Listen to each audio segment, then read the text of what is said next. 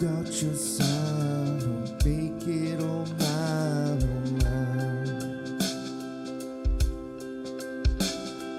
Wish that I could tell you I'm the one for that to see. It's life only me in your heart. So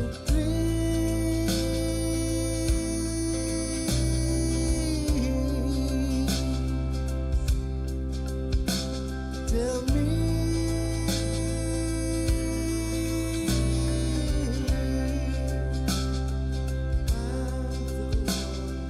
for this to go, I want you to know that you're mine. Want you to see right through me in your arms. You wait for me till I'm home. You wait for me till I'm in your arms again. Tell me I'm the only one that's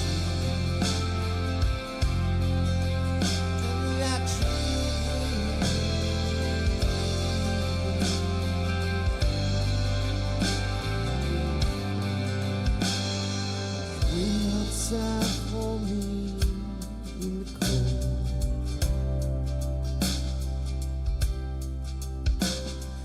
You know yourself that it's always been.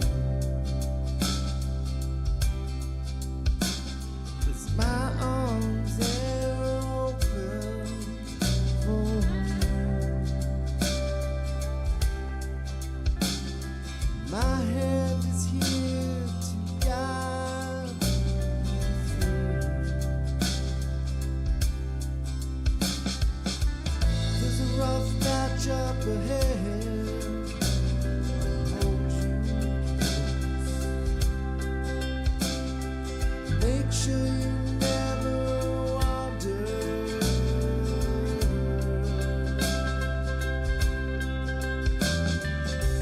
When I say that I'm sorry, no, I mean it. Know that I love you.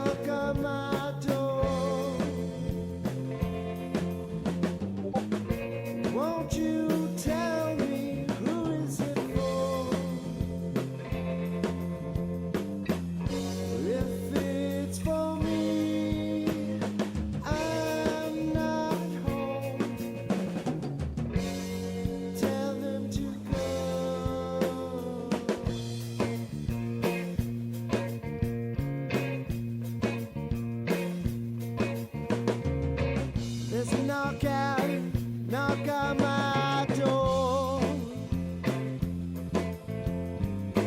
Won't you tell me who is it for? If it's for me, I'm not at home. Tell them to go. Tell them to go.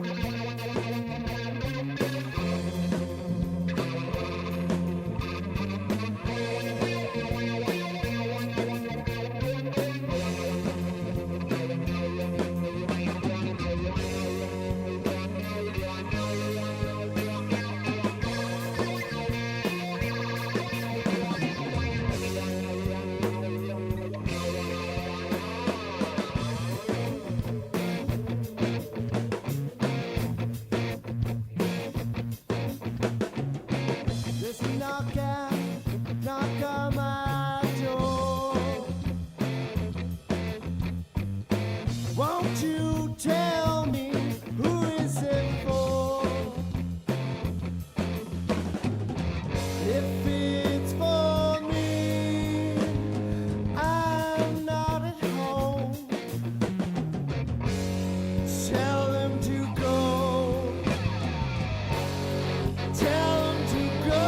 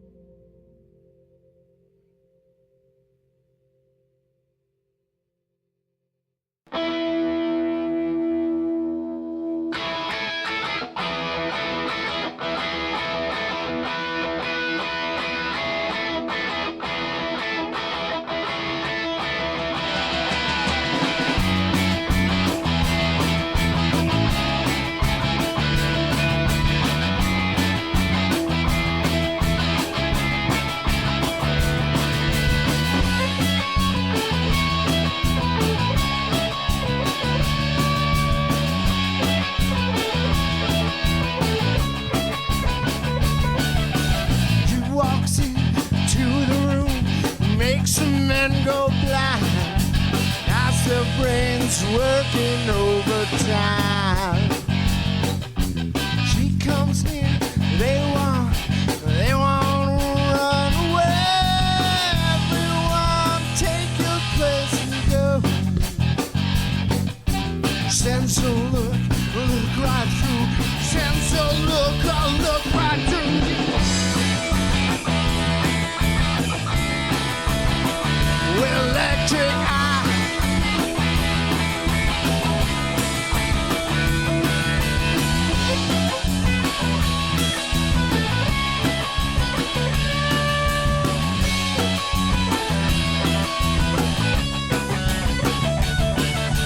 Anyone who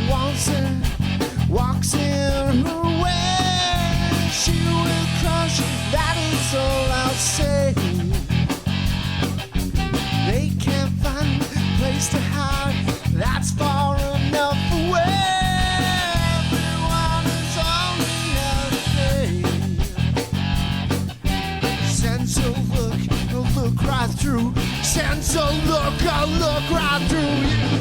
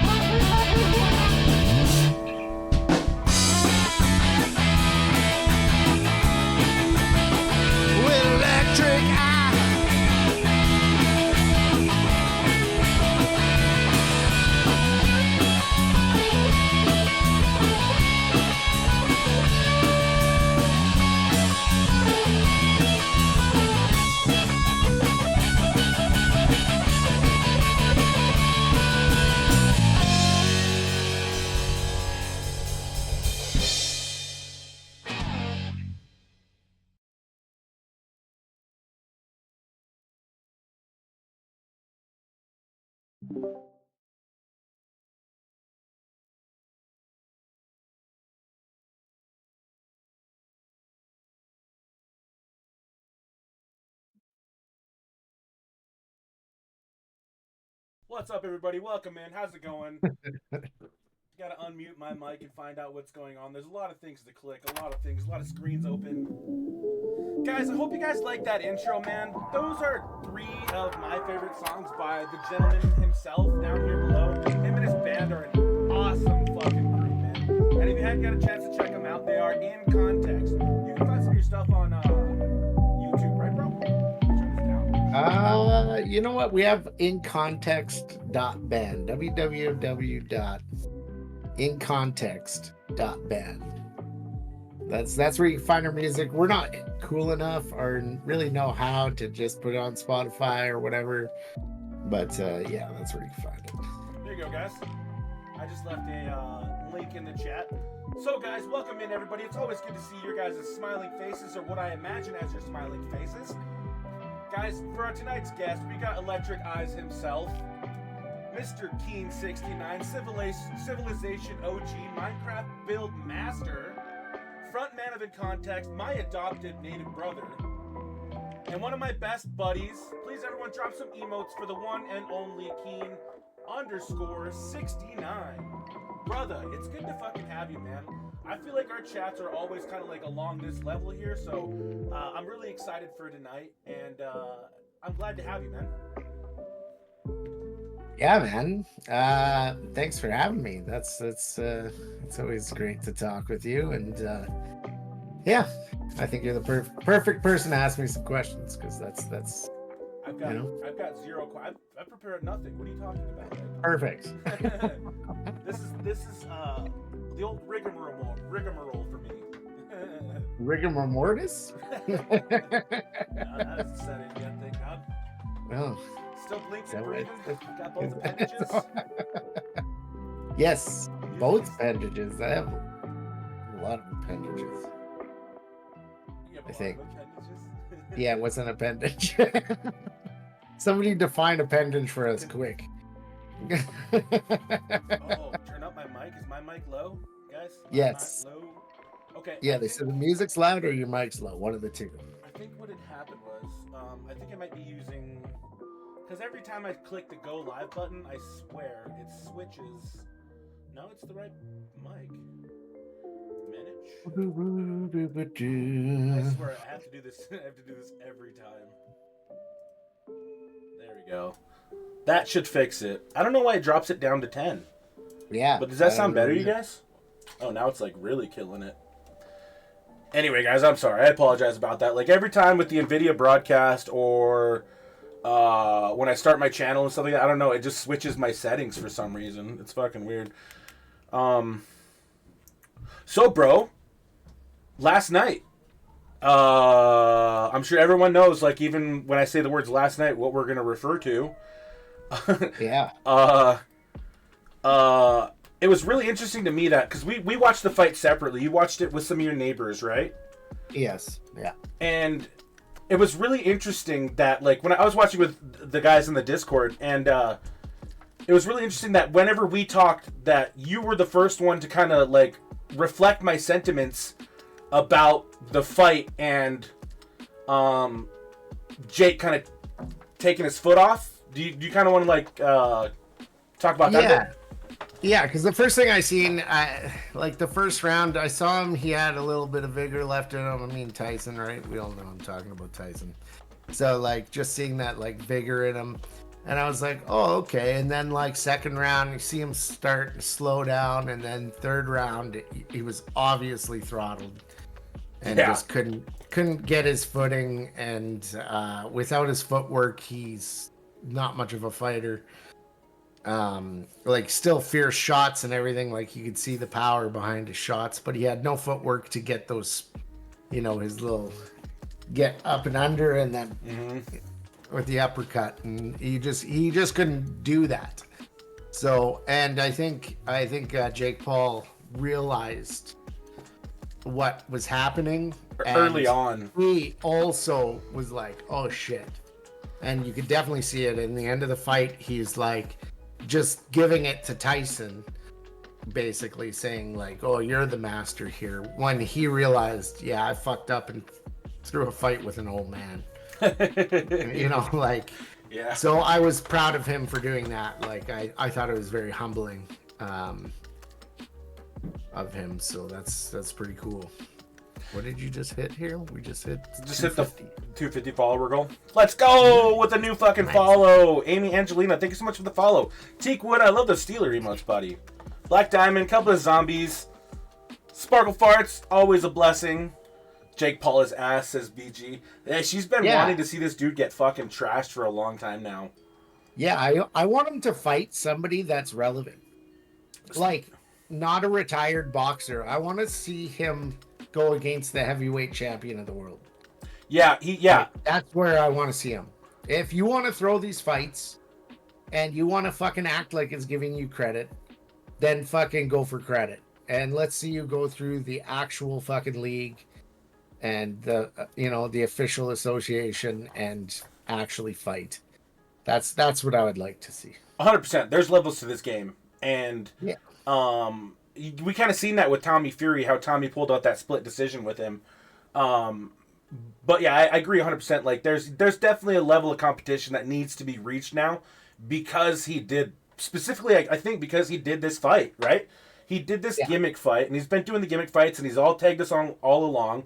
But I feel like now he needs to, like, certify or legitimize himself as, like, an actual boxer versus just beating up on retired people who are out of game. Yeah, exactly. Just out of trained people. He's like, oh yeah, it's like, like, that'd be. It's just not. It's not even in the same ranks.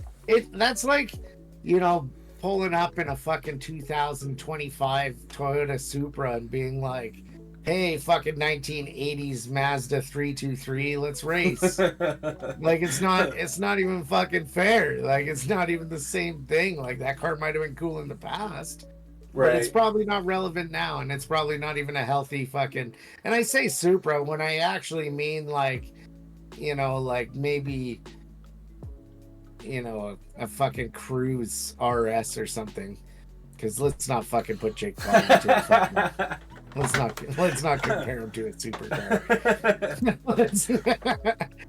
I was gonna say like Ferrari or something like that to try to finish the sentence, but I was feeling the same kind of thing where I was like, I just don't feel that. It's the fucking Challenger base model or something. Yeah. It's like kind of cool, but not really. Yeah, let's not put him up on a pedestal. Amy Angelina, thank you so much for being here. Appreciate your first time chat. Let's go, guys. My Ford Edge could race old race cars. It can go 130. Oh yeah. Yeah. So some things that I seen on social media today after the fight, obviously waking up, like I'd seen Butterbean. He was at the fight and like he was like recording and he was like talking. He's like, yeah, he's like Mike doesn't even want to hit him because he's afraid he's gonna knock him out and not get paid. And then I seen in another video like they were like zooming in and like reading his lips whenever it's at the end of the fight. And he walked up to Mike and I guess like and I'm not a lip reader, like fucking this is speculation on their part and I guess mine too, but I guess you can see Jake Paul mouthing the words, "I got your money," like I got your money for you, like you're good, like don't worry. Homeless Ghost, thank you for the check-in. But yeah, that's super weird to think, like, and like, do you remember him biting his glove? He was biting his glove a lot. But they're like more than normal, but that could be like it just something that he has always done. Mm-hmm. But like now seeing him as he gets older, he's doing it more and more and more. And I think his real struggle was his legs. Like his legs were given out, and like I don't think it was like a fixed fight. I don't think it was because he wasn't hitting him. He didn't have the reach on him. He didn't like. There's a 5-inch reach difference and a 30-year-old age gap. So like I don't think that it was like set up. The delivery system, like it was set up like right from the get-go that it's an old man in shape or not versus a young guy that should be in fucking shape and that's been training hard, though he just didn't go through the proper steps to get to where he was and is. And just like everything Jake Paul does, it's fucking annoying. Like, needless to say. Yeah, exactly. So I just think it's a shame that we had to see Tyson in that light, and I think Jake Paul realized that the world was seeing Tyson in that light, and he went easy on him because I think he could have fucking tuned him, and I don't think that would have been fake. It's fake that he didn't tune him. Like Tyson didn't want to stop. Like even when Jake Paul finally was like at the end, he was like, okay, like he just stood there, and Mike Tyson's like, come on, let's fucking go at the end, and Jake Paul is like, no, he just fucking bowed down to him and was like, I guarantee you he feels bad for doing that. Yeah, I guarantee you. In the press conference, he said, they asked him about it, he's like, I just didn't feel the need to hurt somebody that didn't need to be hurt. Like, he's like, I could have turned it on and I could have did it, but he's like, I just didn't feel the need for it. And like how you said last night, like you gained a little bit of shred of respect for him, I did kind of give a little bit of sportsmanship for him too there. Like it was admirable. Like, you could fucking put, Mike Tyson on the dirt and fucking, but then like what's the consequences of that, right? Then you're gonna get looked at like, oh, that dude's a fucking asshole. Like he's beating up on old people. Like it's not a good look. Yeah, and for him and his brother to be like involved in bringing the WWE to Netflix and what all this actually was, like advertisement for Netflix, really it's done a good job. And as a streamer, he fucking killed it. Like I'll give him that. Like his content makes money, and I think that's something that every one of us wants to do. So if you're looking at it in any other light right now as a streamer, fucking yeah, I don't know if you're here to just have fun or whatever people lie and say they're here to do. Like, like he's making content that's making money. That's exactly what most of us are set out to do. Right. And this guy's killing it, and he's been killing it for a long time. So of course there's going to be hate on that. But like, fuck, this fucking YouTube streamer just fucking streamed to somewhere new to stream to and fucking killed it. 110 million people watched, over $70 million in revenue. Like, that's a big gate. That's a big fucking stream. One stream did that. That's a fucking big stream. Like, I ain't seen Ninja doing that, or fucking, Stone Mountain, or any of those guys. As a streamer and content creator, he is fucking killing it. And hopefully he can still do it and keep on making a living. Not everybody has to like him for doing it, but that's, to be honest, that's what he's doing, and it's good. It's like an old wrestling tactic, right? Becoming a heel. Like, people want to see you get beat. People want to see you get your ass beat, so people will tune in to see that. Like, and if you don't, then fuck, man. Well, fucking next time, you know what I mean? I'm gonna see him get his ass beat. It's the same thing that like Colby Covington does, Conor McGregor, a lot of big name people, right? They become a heel, so people will hate them, and they're like, you know, hope they get beat. Yeah, like a boxer with a beard, you know, takes. Remember the last night we were talking about it. It takes like 30% of the hit. Did you know that? That's why like people with thick beards, they're like probably come from you know, warriors, because yeah, that makes total sense. I mean, I've never really had like a beard. You've had quite a big beard. I mean, might be odd, I guess. Yeah, but I've never really gone like as far out. Like, my shit gets weird, dude. It'll like grow a crown over here in the corner, and it'll start like spiraling. It's like, it's crazy, man. So yeah, I guess that's that. I'm kind of glad it's over with too, because like the anticipation was a lot. I know I was anticipating it for a while there, and then just you know, Mr. Z, that's the way to make me blush. That's the way to my heart right there, sir. But yeah, I'm glad it's over, man. Honestly, it's said and it's done. It's in the concrete. It's in the books. Yeah. I don't feel like Mike should participate anymore. Just after seeing what we've seen, like, I feel like... You know what I think we should talk about the ladies here, because the ladies were a good fight. And again, it went fucking sour with this bitch headbutting. Yeah. She's done this, and they did it. She did it in the last fight too. She actually's done it in almost every fight. Mm-hmm. And like, what's her face's coach said, she's just got a really big head. Yeah. But she's really pretty, but she's got a big head. Yeah, and like that fight was good. They were like in it to win it. Both of them. One being a little more, not doing things by the book. It was a dirty fight. For her, it was a dirty fight. And for the loser, it was definitely a clean fight, and she should have taken it. I think she had more hits. What did her coach say? But the numbers were she did have more hits. But what did the coach say at the end? How he's like, that fighter, Amanda Serrano, who got headbutted with the cut. Yeah. He's like, she's never been cut in her entire career in all the fights that she's had, except for her 2 fights with Katie Taylor. Yeah, and it's a headbutt every time. Yeah, I mean, like I watched that play multiple times, and you could see she comes down with it. She comes in for a hit, and then she goes down. Whereas, like, you see Tyson, he goes down first and comes up into it. Right. So it didn't make sense for it to go like that. Like, it was like it was dirty. It was meant to be that. And she knew she did it last time, and she could do it this time. And I was watching another one of her fights, and it's the same thing. Like, she does headbutt. 100%. Yeah. Yeah, it was very apparent, and the fact that the judges didn't see it was kind of heartbreaking.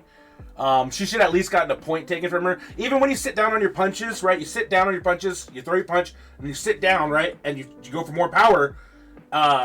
Leading with that head, even because it was an orthodox versus southpaw, right? So that's guaranteed to happen most of the time. Like, you know, you fight from different ways. Your heads are going to clash as the opposite fighting stance. Like, it happens, but to happen that often and to see like her leading with it, it was definitely an infraction. Yeah, it was a dirty fight. And to have less hits than the loser, and to have points deducted. How do you win a fight? What the fuck are they marking it on? She looked like she was busted up worse too. Like, yeah, like what are you marking that on though? Like, where's like, was it she just looked better doing it? Like, I don't understand what the fucking points are for. Why are they getting points on hits if they're not counting hits as the fucking winning thing? It's like she could take a punch better. Because that's not what was happening. There was one time she fucking knocked her silly. I'm surprised it didn't knock her out. she was like leaning on her after the hit. She just like fell into her. And I was like, okay, well, this fight's over, and it's just not it's not doing it. It was good, Diamond, by the way. It was okay. It was maybe not that funny, but it's still okay. What is it? Bullet heart, not bulletproof. Or heartproof. Heartproof. Yeah. My family's predisposed to bad hearts. But my family's not predisposed to bullets, all right? My family are bullets. Yeah. Yeah, dude, that second fight was good. Did you see in the beginning fight was kind of a joke? In the beginning, yeah. In the yeah. Okay, so the beginning fight, the first fight, did you see the dude dry hump the other guy in the corner? Yes. That made the whole fight. The fight was over. He won. Dude was mad. He showed dominance. And I was also thinking, is that not sexual assault? I would think so. I think you're punching each other in the face. Like, I suppose if you like, yeah, I would think so. Like you're signing up for punching in the face. You ain't signing up to get fucking dry humped in the corner. Did you see him? He didn't seem like he was mad or anything. He was just like, "What the fuck, man." Yeah, like I would have fucking went back out there and I would have spun around with an elbow. I'd like, get the fuck off me. Punching him with the groin. Okay, speaking of just punching when, did you see this clip from the fucking cage? And the guy's hitting him with his fucking wiener for real. He's like fucking giving him some flicks. Nuh-uh. I'll find the clip. I'll fucking send it to you because it's fucking funny shit. The only thing I've seen like that was somebody had like staged like a fake arm on the background, and they like had the real arm. They were like punching with their real arm, and they'd walk up and they'd have like their arm like through their shirt, and they'd be like punching through their shorts. Bam, bam, bam, bam. Yeah. No, but this is like that, but you can see both of his hands. Oh god. Oh my god, that clip though. That's wild. Fucking VR stream was badass. Oh, that was so much fun, dude. That was Halloween. That was Halloween? Yeah, it was. That was great. Yeah. Yeah, that summoner or parishioner, I don't know what to call it, took the candle by business. Yes. That shit was funny. Business end of the candle. Yeah. Yeah, what baffled me was it was still lit at the end. When he pulled it back out. Fucking badass fucking Punisher thing. Oh, I made it. You made that? Well, do you remember when we were on our fucking our chats and we figured out fucking the AI? Yeah. We were sending shit back. That's how. Oh, nice. Yeah. Fuck, that's really good. I thought so too. I thought it was really good. Much better than fucking Meta or not Meta, but the other shit that's out there. Yeah. Whatever. Fuck ChatGPT, Copilot. Copilot is fucking horrible for like text. Oh yeah. Copilot cannot do text. Not at all, man. It's kind of frustrating because like it's like literally it's trying its best. No dice though. Oh shit. So, dude, you been flying drones for your job and shit lately? Yeah. And so that's like with the headset and. No, I just use like a controller with a video screen. Oh, that's cool too. Yeah. I think that seems to be the best way to go about it. That way, you fucking pay attention to your surroundings. Because like I was saying with my VR headset, I hate putting my VR headset on and like everything being taken, all my senses being taken away from me. Yeah, I think so. I use a DJI Mini 3, Pro Mini 3, and it takes 4K video and. It's pretty cool. So I use it for a multitude of things too. So because of what I do, I'm like a warranty for this company. Mm-hmm. And so I use it to document the state of the site at the end of the, our goal of completion. And I use it to document, and we also use it in the media department. So we have like commercials and stuff for trade shows, and it's pretty cool. I have some pretty cool shots. It's way better when edited. Yeah. That's pretty neat, man. Yeah. To have a job like that, especially like, essentially taking pictures with a fucking badass fucking aerial camera, Well, my job's not only fun. So like I'm the warranty for the company, right? So I'm the dentist of the construction world. Okay, so explain that. If you're talking to me, it's something's fucked up. Like either you're a client and something's not working, or you're a tradesperson and you fucked up.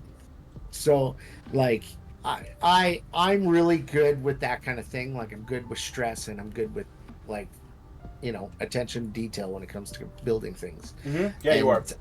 Because I have multiple trades as in my background, it makes me a good fit for this role in my company. And so like I do deal with a lot of bullshit. Like I like I can't really talk too much about it, but like I could say that like I have to get trades to go back up and fix things, and a lot of this is up north, so they don't want to do that. But are they pretty reluctant because of it? Like, because nobody wants to be like told they did something wrong, right? Yeah, it's more they don't want to travel because it's so far or whatever. Like it costs a lot of money. Like you're taking aerial vehicles, right? Yeah. Most places are fly-in only. Sometimes there's winter roads, which means ice roads. Like there's a lot of ice road travel for our work. Yeah, we build in places where most people can't. So that's pretty fucking interesting, man. Yeah, like most of the communities I've been to, most Canadians will never see them. Like 99.5% of Canadians will never see them. That's so wild to think that, like, okay, so our remote areas, like in the United States, they're like maintained for parks, right, and stuff like that. Like, you don't necessarily see like villages and stuff like out in those areas, which like it's wild for like some place like Canada, right? Like you got all that fucking, just a vast fucking wilderness that nobody fucks with, right? And they got villages in places like that. It's crazy. Yeah, and like so it's closer to being so when we talked about some of these communities, they're indigenous communities, right? So it'll be the Inuit people, Ojibwe, Cree, is where we spend most of my time, and there's also the Lakotas, and it's different, right? Like compared to the reservations, you would know, right? Where these people are a lot more secluded. So I see a lot of people talking their own language, which is very like rare to see. A lot of these languages are dying because not many people know how. But you go to these more northern communities, they're still speaking it, and it's quite a bit different. I think like even you would, with experience on a res, would have a bit of a culture shock going to a res where it's just untouched. Like you could tell when white people went there. Like you could see you could see the difference. You could see like the different times that housing and stuff got built. You could see like the clear differences in style of housing, and it's a really interesting thing to see. And I often am finding myself like I want to do more. I want to help. I want to do all this stuff, but I don't want to be the white guy helping. Like I don't want to go in there and be like, oh, I want to save you, like, because that's not what I want to do. I just want to like make some sort of difference where I'm, making the community more indigenous base helped is what I'm looking for, and how to do. And like So what I decided, and this is kind of why I stepped back from Bullet Found Council, is because I've was seeing in the darkest hours in Nunavut, there's a very high suicide rate up there. Okay, like it's like somebody will probably commit suicide in the next couple of weeks. That's how bad it is. So like these people don't have much to do. It's dark there, like completely dark, no sun for 3 months out of the year. Shit. So consecutively. Yeah. So no fucking sun coming up for 3 months out of the year. Jesus. And then when it does, it just goes like this, and then it's up, just above the horizon and out. And then you'll get, of course, summer, it's all daylight. But okay, so like you're stuck in your house, it's minus 40. Outside there's polar bears that are gonna fucking eat you. Like it's just a different place, and most of these people are surviving off of food they catch, because just buying food is very expensive. I did post in the Discord when I was up in Nunavut, a case of 12 cans of Coke was $59.99. Okay, $60 for a 12 That's pack. fucking ridiculous, cans. Man. Yeah, and of course these people love sugar, right? Because sugar's not really normally a part of their diet. Normally their diet's high fat, like whale, seal, like that sort of thing. High fat and just protein. And since British people coming over and all the different settlers coming over from Europe, we brought sugar, and that's been kind of like a really bad thing. So you see a lot of dental problems with the children. You're seeing a lot of diabetes, a lot of things. Like, it's greatly impacting the communities.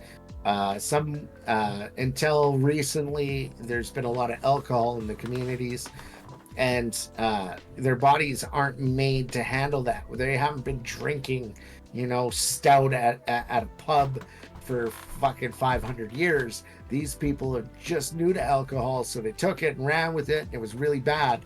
So now most of these communities are dry communities because alcohol was just destroying them.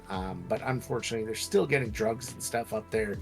I guess the RCMP is cracked down less on weed. They're like saying, okay, weed's all right. It's legalized across the country, but like there's no stores and stuff to buy weed up there. And, they're still getting it through the mail and stuff.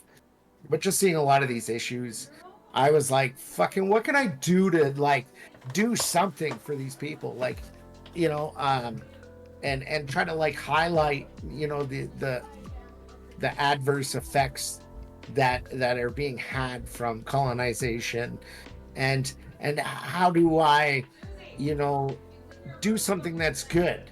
And instead of like going up there and trying to like be like, yeah, I'm here to save you, what I want to do is bring some music and do a music festival and share our cultures with them, right? And have them share their culture with us, because I think it'll probably be about 20 people, maybe a bit more, traveling to these places.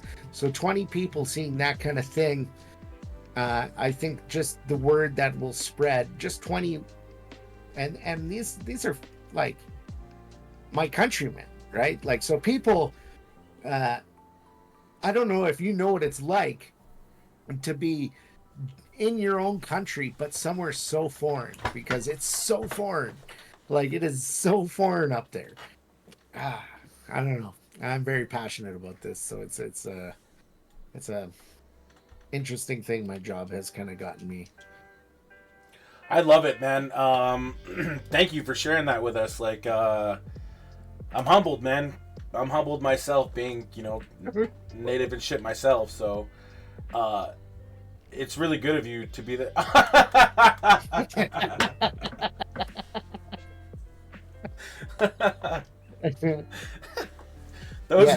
Those of you who are blessed to see that, Sorry, I didn't mean to interrupt that. That's good shit, man. That's good shit. It needed to be for that. Hell yeah. Gotta love grandma, dude. Yeah, dude, honestly, the fact that you're so aware of everything, like, we've had conversations. This isn't the first time we've talked about this. This is the first time we talked about this publicly.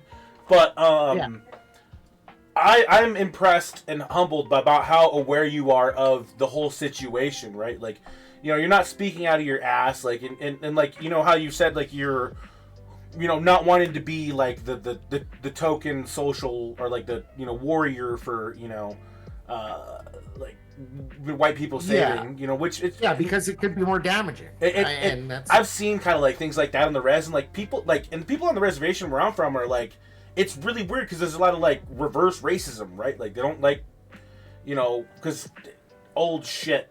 So without getting too far into shit, but like, I'm super impressed about how aware you are of the situation, and like the fact that you feel moved enough to want to do something. Like, I'm fully willing to back that fucking whatever you need, man. Like, I'll come to Canada and drive ice roads with you. Like, yeah, I appreciate that, and like, yeah. So I think you were one of the first people I told when I got my what is it, Indigenous cultural awareness. So the fact, and I thought it's super funny. Okay, so this is my take on it. You appreciated it because it was like, yeah, like, thanks for you actually are saying I have a culture, even though you yourself barely know your own culture, right? And that's what's concerning to me, and that's what I'd like to spread the word on, is like, I want people really to dig deep and find out their roots, and like, that goes for anybody, even European people. You should know your culture, and the fact that culture's just kind of dying out and being replaced with whatever the garbage they're feeding us on media and you know, newspapers or whatever, like, that's bullshit. That's not culture. That's not our culture. That's what they're trying to give us because they can make money off of it. Like, our cultures are all very, very different, and they all have their strengths and they all have their weaknesses, but they all come with stories. And my favorite thing about the Indigenous people of North America is their storytelling. They don't have a written history. They had a only by storytelling history, and it goes a few different ways depending on the tribe. Most tribes talk to their kids, and the elders kind of carried on like the story of their ancestors, and everything's very ancestor based. And it's like, hey, what my grandparents told me is this, and then they would tell their kids, and they would tell their kids, and it's a more honest approach, I think, than European cultures, where it's like, there's a book and it's like, this was written by a person, and instead of like, hey, this is what my parents told me, which is more truthful to me, like, that's more honest they explain things that way. So like, the most indigenous, like, kind of like religious aspect that I know about is the turtle. I don't know if it's like that. I don't know if you know about the turtle. Mm-hmm. The create, right? Yeah. So there was a turtle, and the turtle, when the whole world was flooded, the turtle came and was like, I want the earth to start. I will carry the burden, and I just need some dirt. And he convinced an otter who could dive deep enough to go to the bottom of the lake and pick up dirt and mound it on its back, and then it grew the earth on its back. Like, that's the creator story for a lot of indigenous tribes, and I just think that's like the coolest. And like, just learning about a lot of this stuff, I talk to everybody. I don't dismiss anybody. I like to hear their stories and their thoughts, and like, because of the storytelling, that's what I try to do when I'm there. I don't try to like say, hey, this is my story. I'm here with you. Like, first of all, what is this place's name? What do you call it? I don't want to know what we call it. I want to know what you call it. And, you know, like, what's it like here? And the honest feedback I've gotten, and just the like crazy life stories I've heard, and the struggles I've seen, and I'm always going to have some sort of, and you know, like, I can't say I was like this before. Like, I guess I would consider myself very racist to a lot of people before, but that's not because I was racist. It was because I didn't know any better. And right. I think that's the mistake that we're having right now. It's like, oh, you're racist. No, they just don't know yet. Yeah, not racist. You're just ignorant. Yeah, not you, like, not you. It's not ignorance. I'm saying it's just uninformed, and really it's not that you can't expect anybody to know anything. You have to teach them. Right, that kind of goes along with what your parents are teaching you, right? Like, yeah, I agree. Sorry, I didn't mean to interrupt. So, but you're on a roll. Continue, please.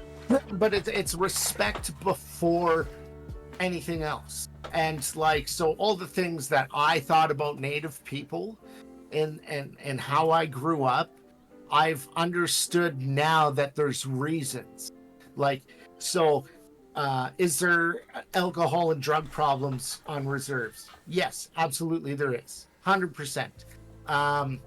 Why? Is it because they're just drunks and lazy? No, it's because they're fucking oppressed, and in ways that we couldn't even understand.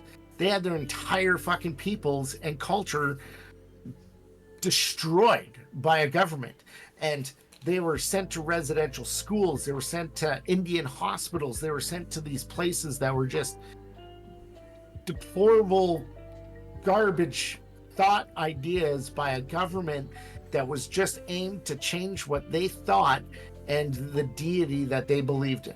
So like, they were like told, change your native name. So like, say your name was, I don't know, Lone Wolf, they would change it to fucking Steve. Like, and if you were caught dancing as a child, they would beat you. If you were,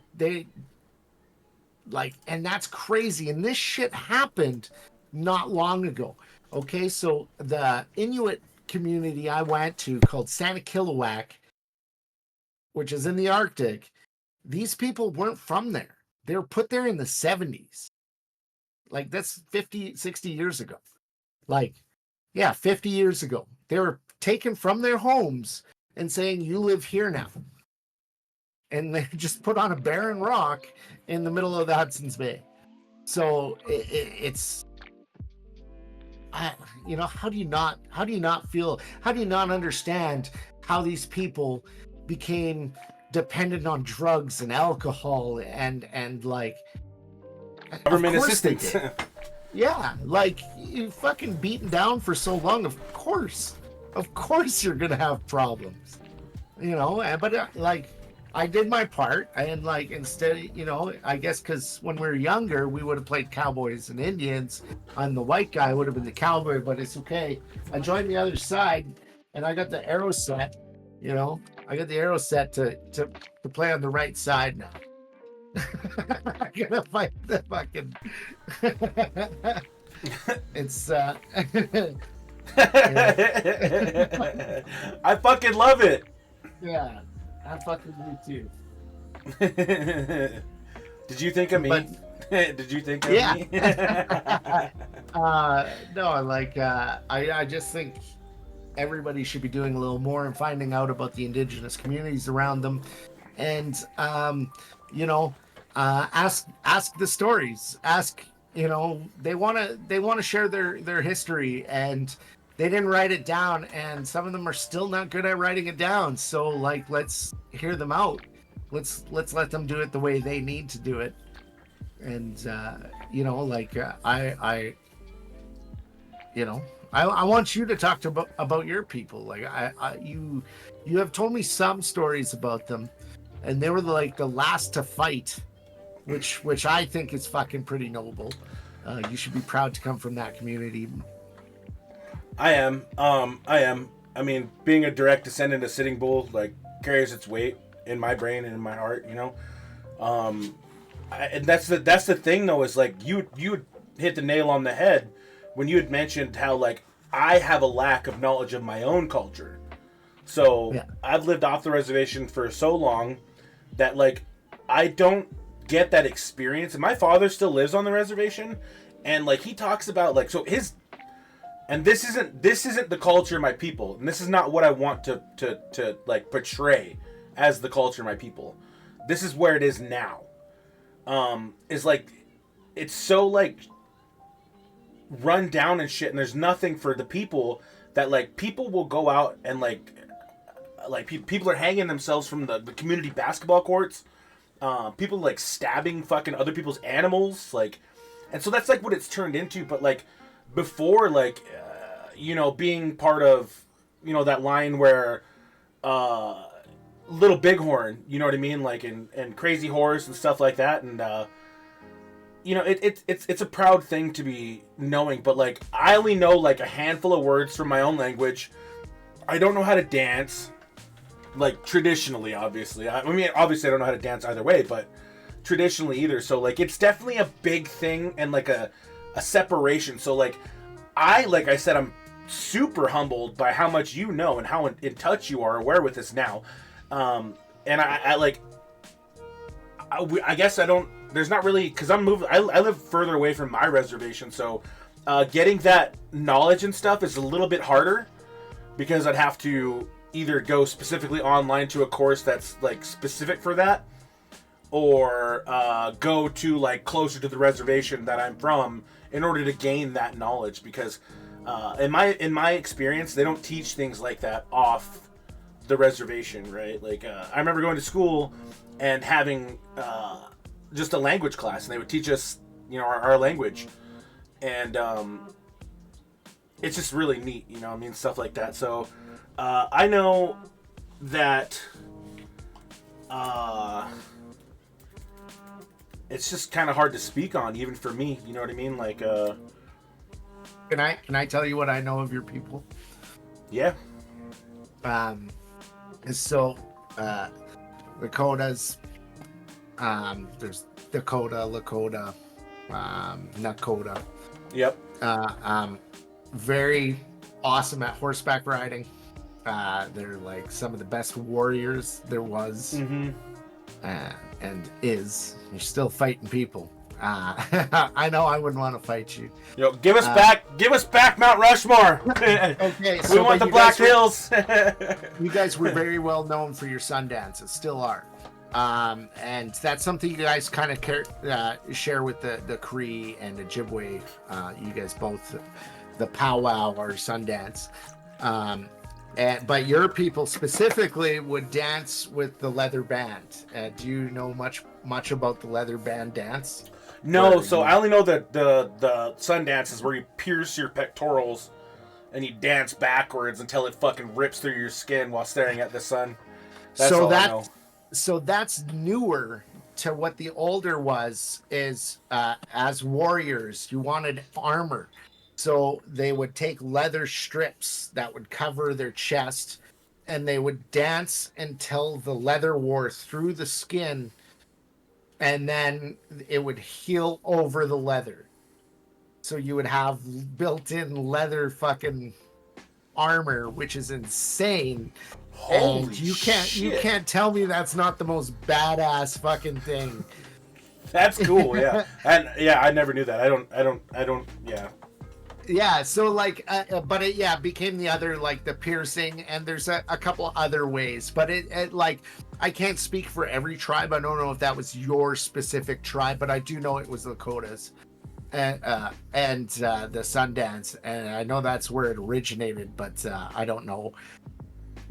This is a lot based on white man's history of your people, because again, your people didn't write things down, so it's a lot of storytelling. And if your elders aren't telling you, then I recommend taking your kids and finding some elders and going to talk to them before that's too late, because you should, like, I would love you know, to see that tradition of storytelling passed down and passed down. And I guess this is one way we're doing it too, right? Like we're right now having this oral history, but like it's not my job to say. I can't tell your history, but I can just say what I know of it. And I really think like it would make me happy to see that happening for you. Yeah. So that's kind of the way, like you said, you know, oral tradition. That's the way it was passed down to me too. Was like, you know, like the words I know from my language personally are from oral tradition, from learning. Oh, that's my uncle's teaching me, you know, these words and stuff like that. So unfortunately, like a lot of my elders have already passed away. You know what I mean? Like so that tradition kind of is in my family, anyways. Kind of like wearing away.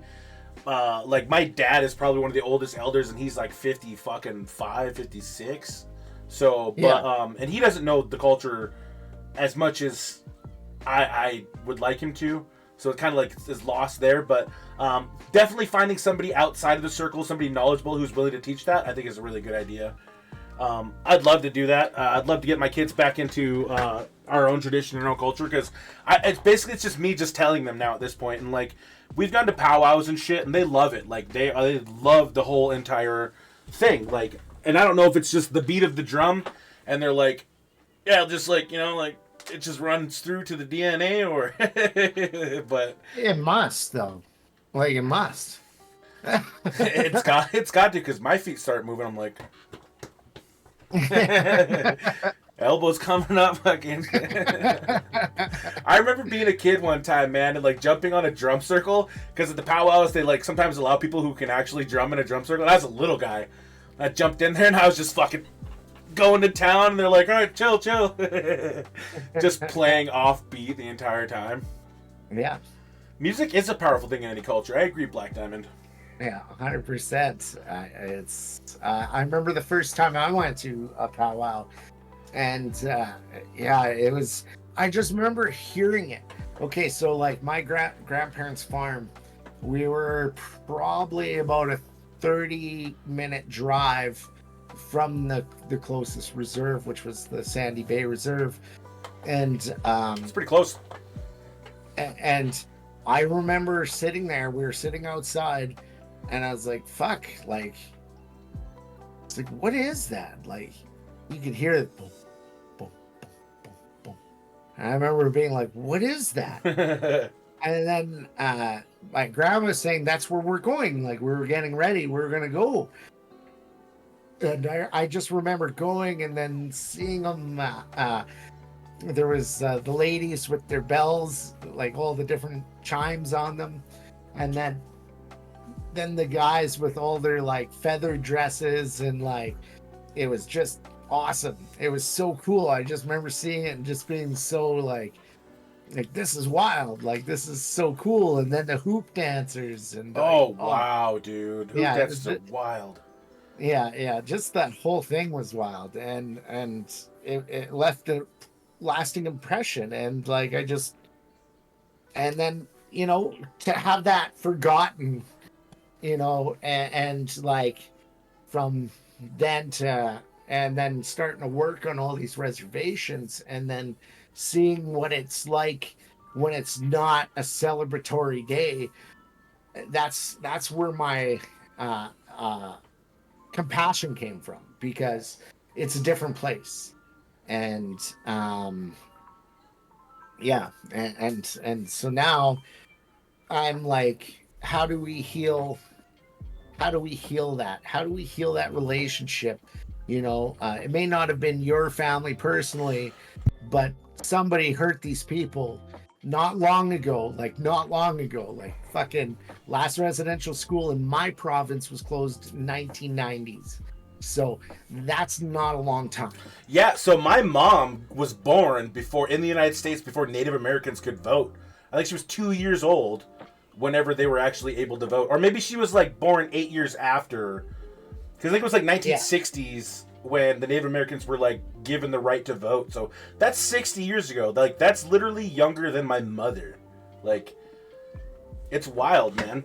So I know you talked about, and I kind of want, this is kind of a lighter part of the subject, but I know you talked about the jingle dress dancers. Like, do you know what most of those little chimes are? No. So what they do is they'll take Copenhagen lids, and they'll cut off the fucking cardboard on the side, the plastic on the side, so it's just the tin, and they'll roll it up, and they'll put a knot through it, so it's rolled up, and it's like a bell or like a funnel around it, so the knot won't come out, and then that's you'll either see gold ones or silver ones.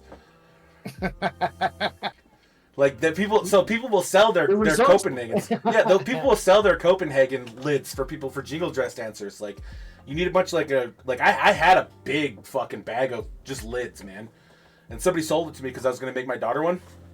My little brother ended up actually giving me one. It was a Montana Grizzlies like cheerleader outfit that they kind of like just attached chimes to, bells to, and my daughter loved it, man. Yeah. Do you still have one? No, she can't fit that no more. No. Do you have any like lore type wear? Like, do you have any traditional things? No, honestly, a lot of my stuff has been like lost because, it just through moves and stuff, or like going to the route that I went with, like like shit. Just kind of like lost stuff. So a lot of the traditional stuff were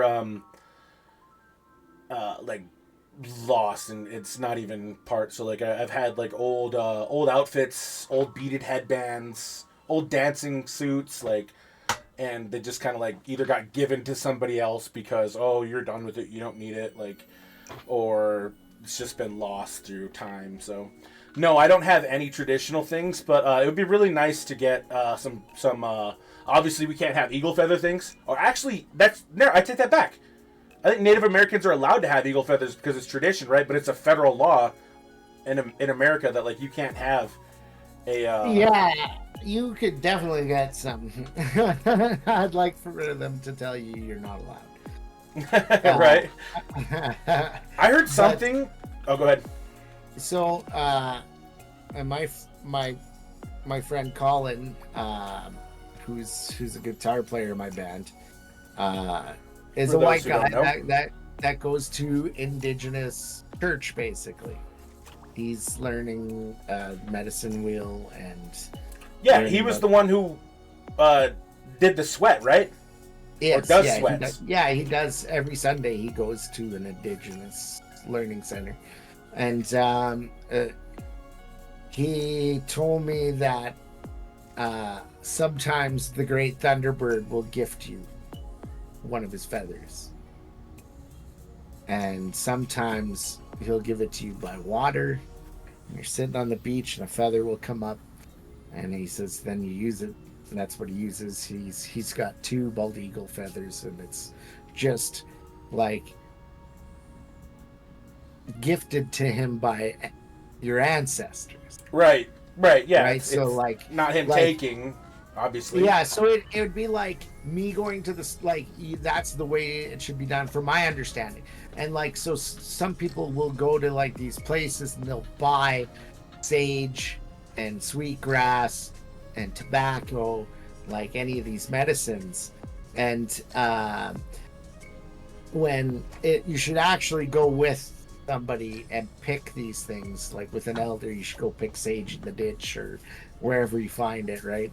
And being from where we're from in the plains, it's a pretty common thing. Yeah, you'd walk down the road and find fucking do you know where, like, do you know what sweetgrass is? Do you know your medicines, like the ones that you would have? Sweetgrass is Blackfeet. Cedar is like the Cree. We as Lakota use sage. So my mother is Blackfeet. She's Southern Pagan, so she's like one of the other toughest plains natives, like on our side of the fucking continent. And then my dad is Lakota Sioux, Hunkpapa, and that's another one of the tougher tribes on this shit. So yeah, your people are ready to battle. Yeah, and then so like I didn't know up until last year or maybe like 4 years ago that's how it went. Like I just thought like growing up like, oh yeah, we have sage and we have sweetgrass, like that's what we use, like until like it was one point when I was like trying to sell sage at a Blackfeet powwow and like nobody was even interested, and it was like, and it makes sense that like they use sweetgrass, you know. Yes. So here, the Cree and Oji Cree and Ojibwe, they have they basically use all of them. Like they'll bundle them all up, and but I think it's because it's where they're from, right? So it's more of a regional, like this is what's available, and from my understanding. So where you're from, sage is more, it's everywhere. It's fucking everywhere, right? Whereas the Blackfoot sweetgrass is everywhere. So with their prayers, and I like Ayot was telling me how to do it. I don't know how your people do it, but he's learning from somebody that's Cree. So basically you take the eagle's feather, you light the sage or the sweetgrass, and you think about all the people. You think about all the people, all your ancestors, the people that aren't with you anymore, and then you think about the people that you want good things to happen to, and you try to get every area of your body and think positive thoughts for all the people. I don't know if that's the same. I don't really know much about it. Yeah, you're right. Definitely. You do think about those things, and like when you pray to your creator, right, you're humbled. You're humbled, but before him, right, you're not like, hey, I need this, hey, I need that. It's just, hey, like I'm weak, like, hey, I need this from you, please, like. But with that thought, brother, let's take a quick couple-minute break. Would you like to address the chat, or would you like to take a smoke break? I'll take a smoke break, and then we could do some chat work here. All right, brother. Guys, we'll be right back. See you soon.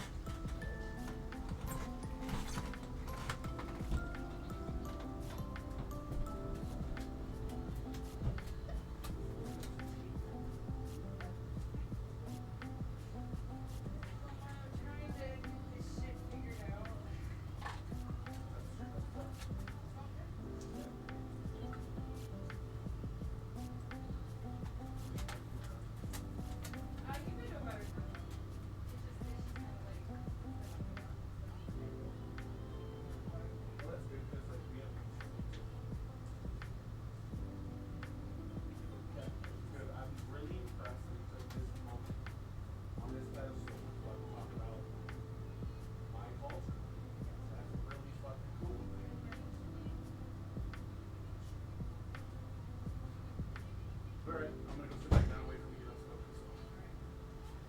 Do you want to clean some data?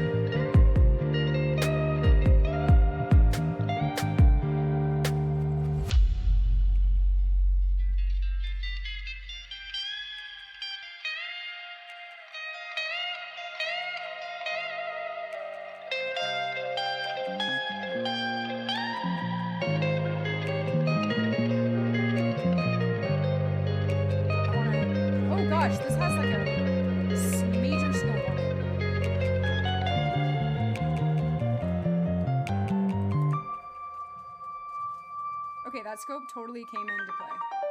Look at that. I'll take it.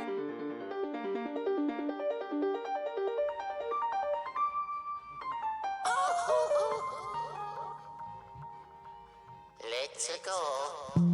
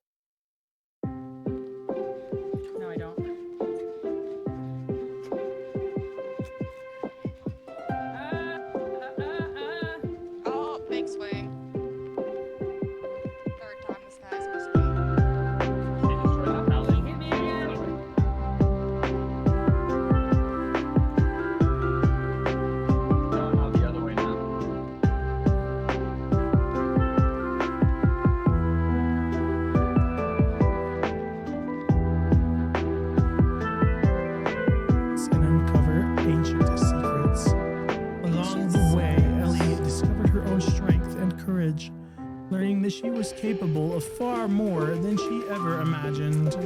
Hey, She forged unbreakable bonds with the bullfrogs, and together they fought to reclaim their home and banish the monstrous Welcome in, slither guys. scale Welcome for good. in. We're having story time here. And then, in the end, Ellie returned to How was your stream?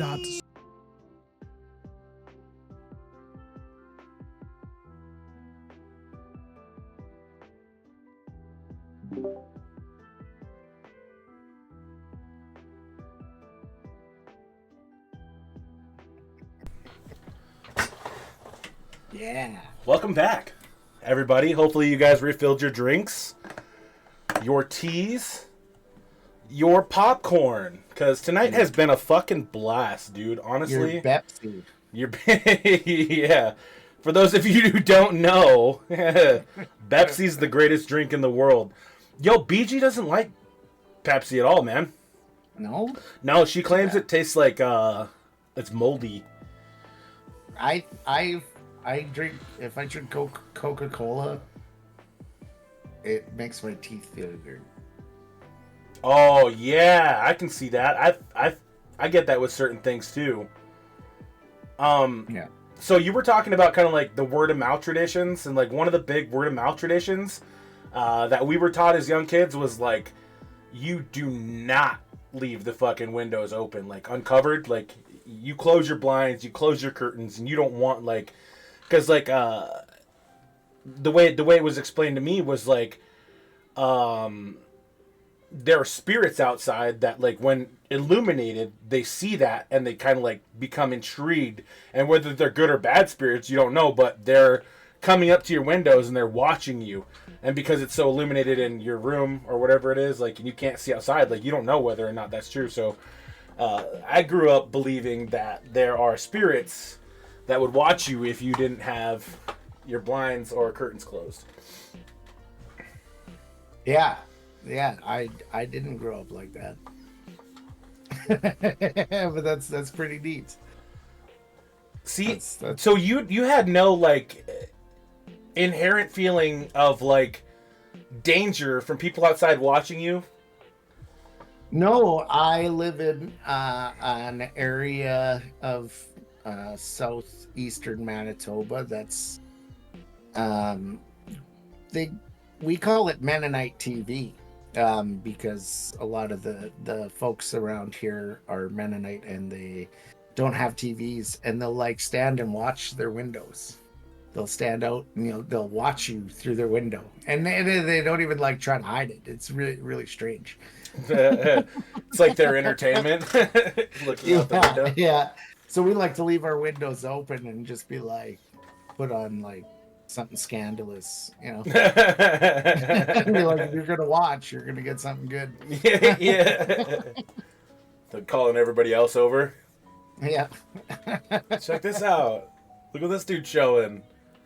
All ankle. It's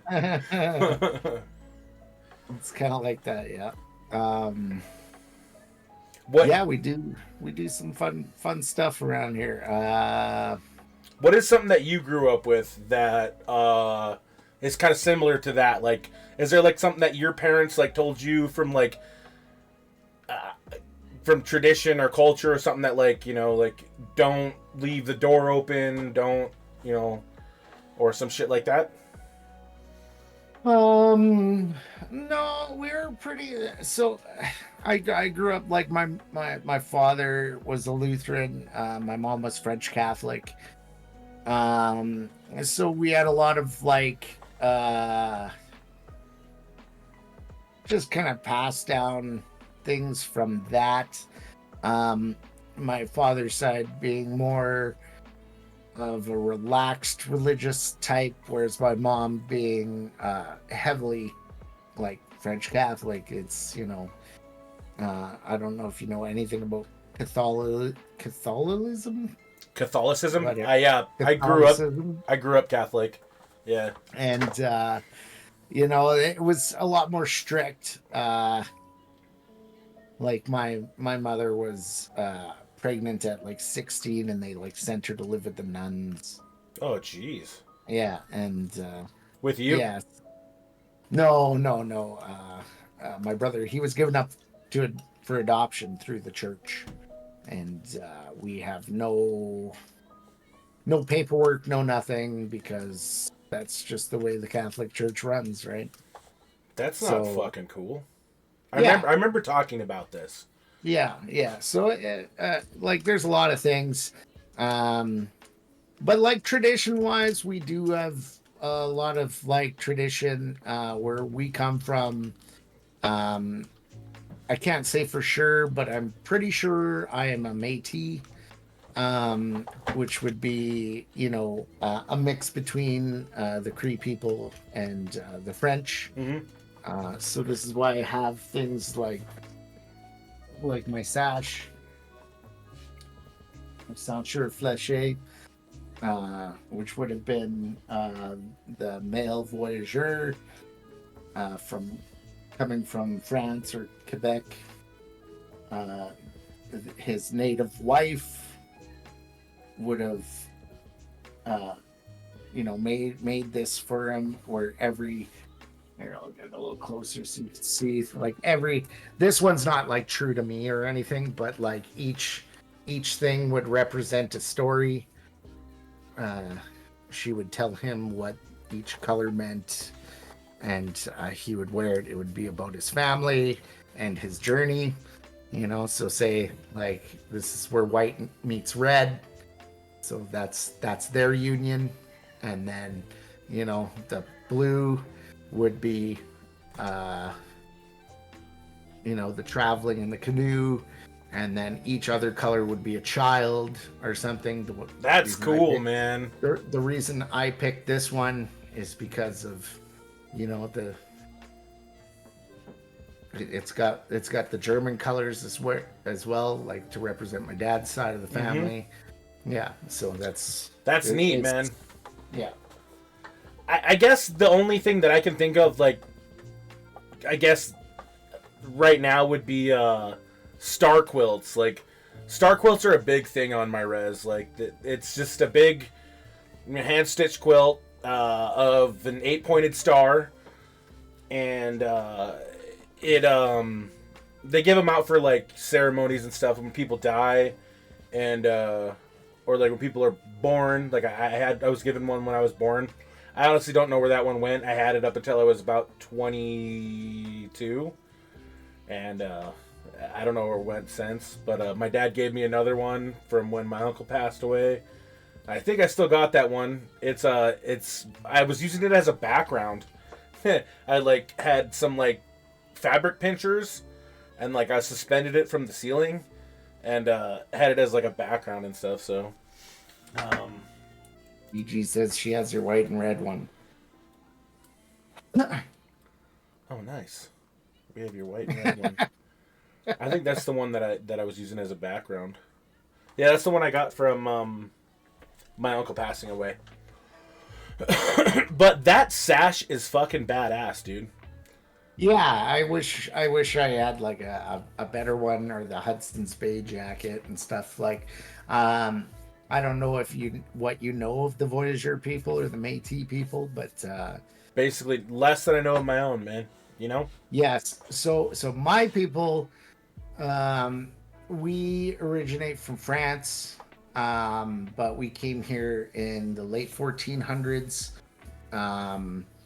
We were banished from France because the King of England took the throne of France, and anybody that was gonna be any conflict, they sent over to Canada. And during the War of Acadia, my family, through the fur trading route, paddled from Quebec to Manitoba, and this is why I think like my family being here for so long probably has Métis blood, and just our traditions and stuff, and the fact that there's beadwork and stuff in our family tells me that I probably Métis. Yeah. But there was a time when it was very shameful. So there's you wouldn't want to be native. Yeah, that's true, man. It was bad. So like, shunned. and it was shunned. And then so it never really got looked into, but you know, some of my uncles are brown and stuff, so it's in there. It's in there. We just don't know where it is. There's like paperwork on us from 1400 or from like 1300, something like that, to all the way up until like 1700s, and then there's nothing for like 100 years. So we're not sure. we're not sure.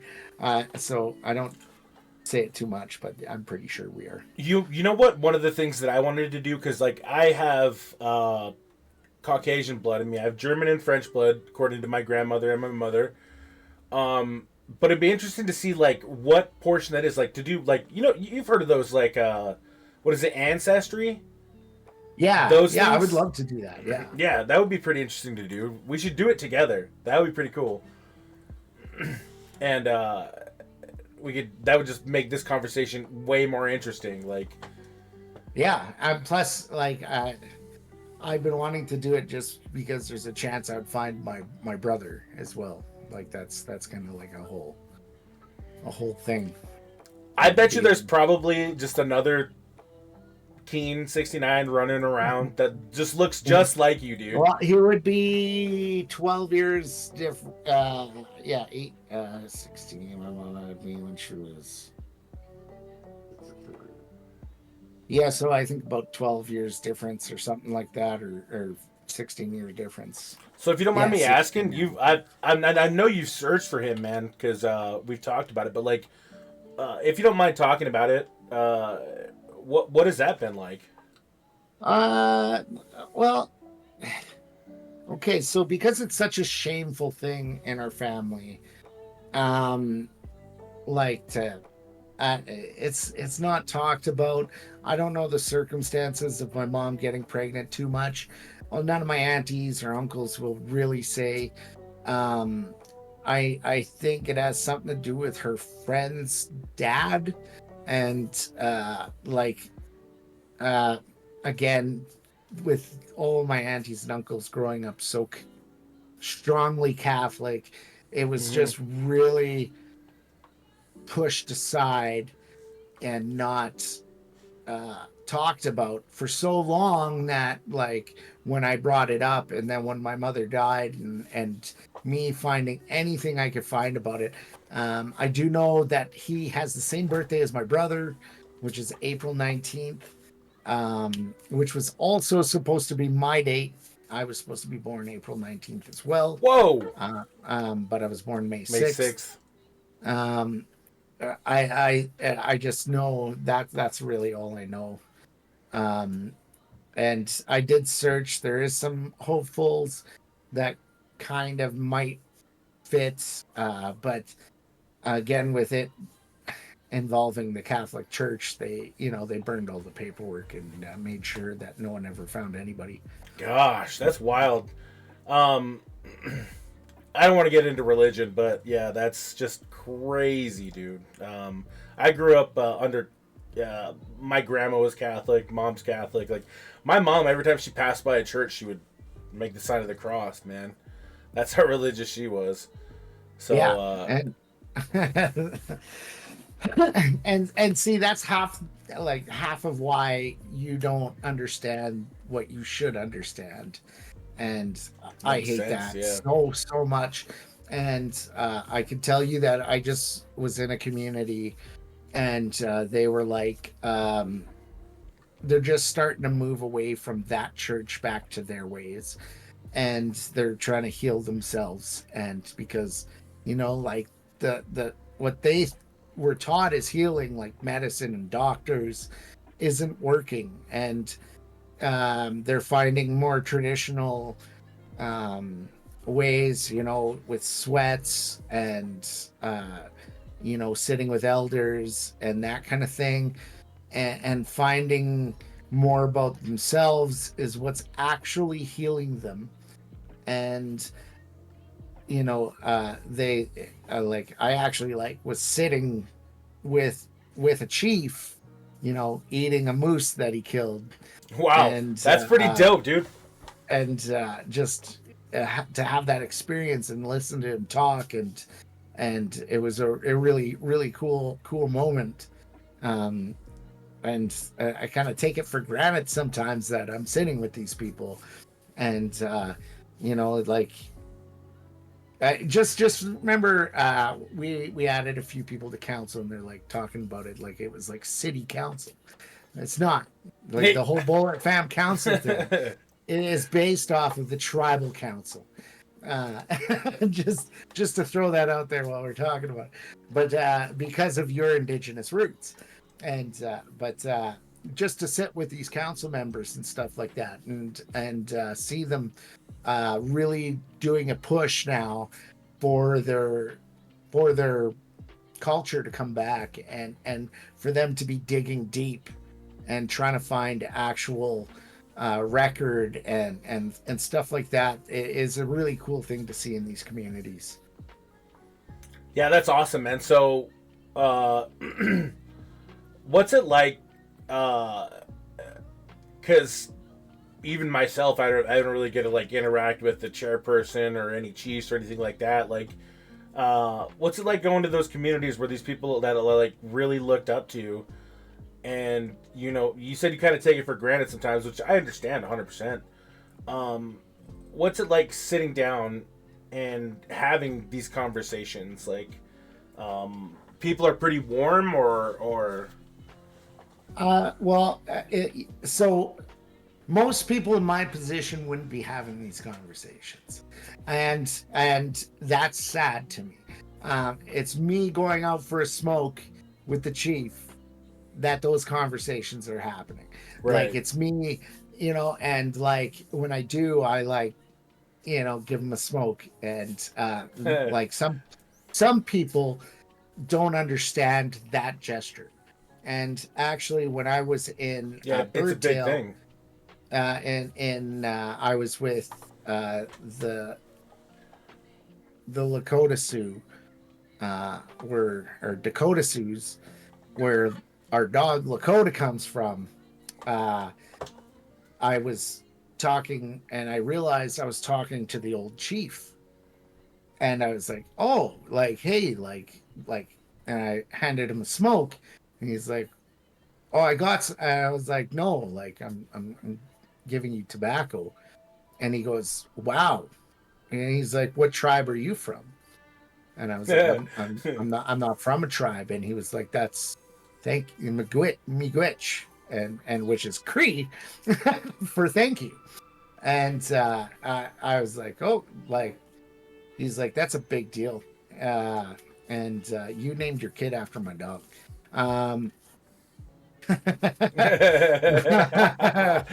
Bullshit. Yeah. Fucking and he was pumped to see that somebody actually was thinking, and you never throw tobacco, you only hand it to him, unless you're placing it in a fire, and there's ways to do everything, but each individual. So like when I first started visiting multiple tribes, I just assumed them all the same people, and it's so different. Every tribe is so different, and their language is different, their customs are different. It's not, and a lot of them are so lost with their culture that it's almost insulting to them by assuming you know their culture, and there's a really fine line all the time. And I always ask the questions, and like, you would know me to do that, right? Like, I don't beat around the bush. I'm honest, and I'm like, I want to know. And so I put myself in that position. Like, for me to go as my company, I can't say those things to them. I can't, because we can't have an opinion. Like, it's not right, and I understand that. And but like, at the same time, something I'm working with my company is to how better impact these people.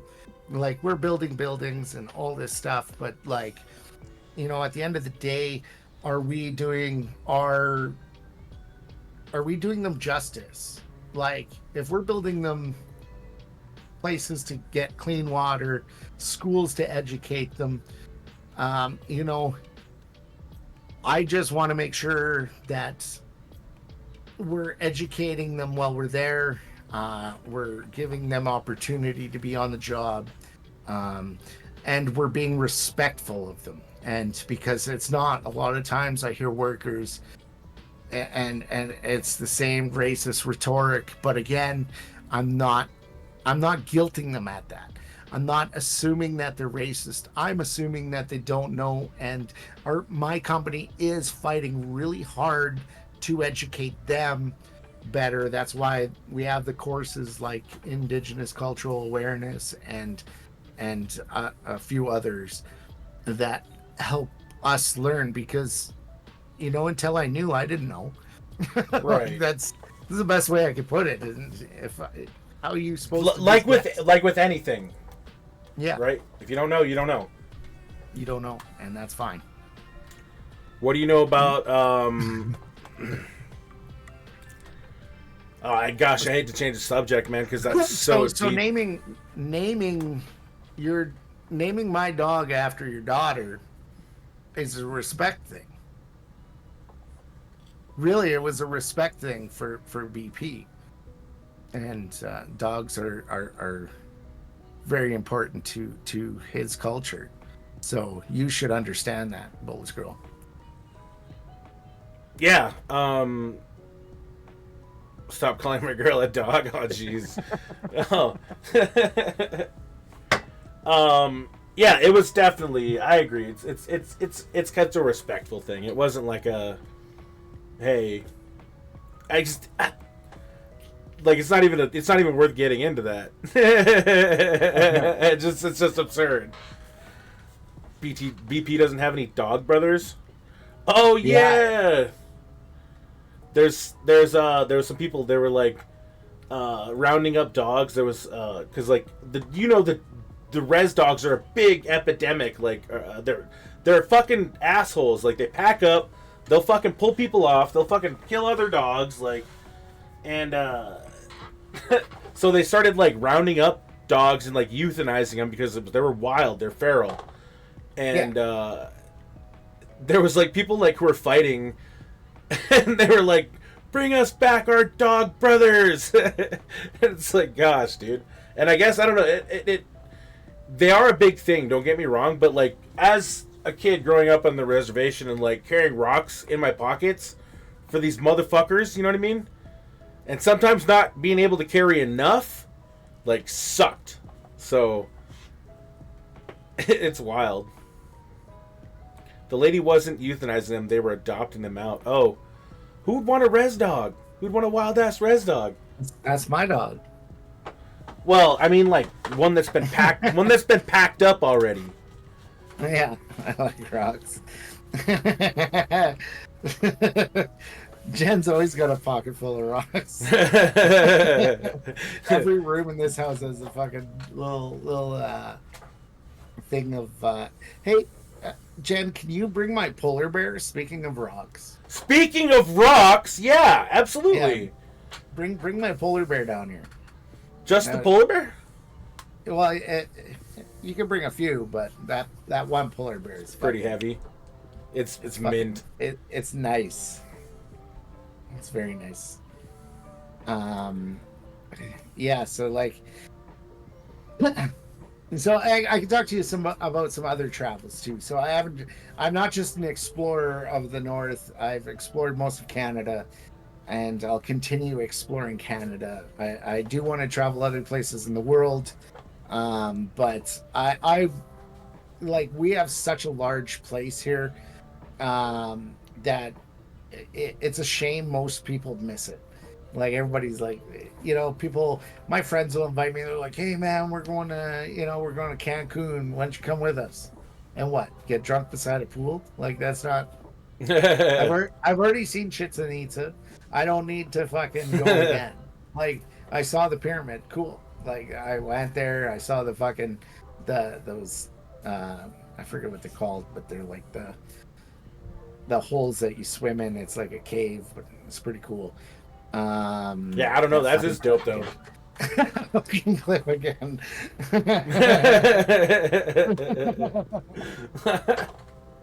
Oh, you brought this guy too. Okay, that's really cool. Okay, so this is my sled. It's these are all rocks. Okay, so this sled, dog sled. Oh, you got a I haven't seen that one. So this is a dog sled, and this guy stands on top of the whip. He's my little That's Inuit. dope. So here's a little education there. Inuit people, they're not Eskimos. Don't call them Eskimos. They're Inuits. They speak Unuk, and they're awesome. They're the friendliest people. And then this, of course, is my beautiful polar bear carving. That's so cool. And this is that's a fucking rock. Like, it's not a just easy thing to carve. I like how it fades from one color to like a darker color. Yeah, so this is who carved this one? Let's find his name on here. Silas Upik, and this is Pat Alaric. But he's a renowned carver. He's very famous for his carvings. And the people of Santa Kilowak are very good at carving rock, which is pretty cool. Yeah, so I made sure I brought That's a really neat. rocks. It's a really neat tradition of art, like a form of art. Of course, the Inukshuk, which is a very common thing to see. This is how they would communicate with other hunters in the area. This Inukshuk would be telling them something, and this one has a bird. Can't really see it, but that is a bird. I can see it. His eyes and stuff, and none of that's paint. This is all carved in. I don't know if you can see the detail on the hunter. Let me turn this light down so you can. You can't make out the detail on it. Oh, maybe there. Hold on, let me see if I can pull you up. There's like a little. There's like very intricate detail on his clothing, but either way, it's really cool. Yeah, it's just not. It's not showing up, but either way, it's pretty cool. Very neat to see. And these guys they come by and they would just like wheel and deal with you. I have another polar bear that I got for a pack of smokes and 2 Pepsis.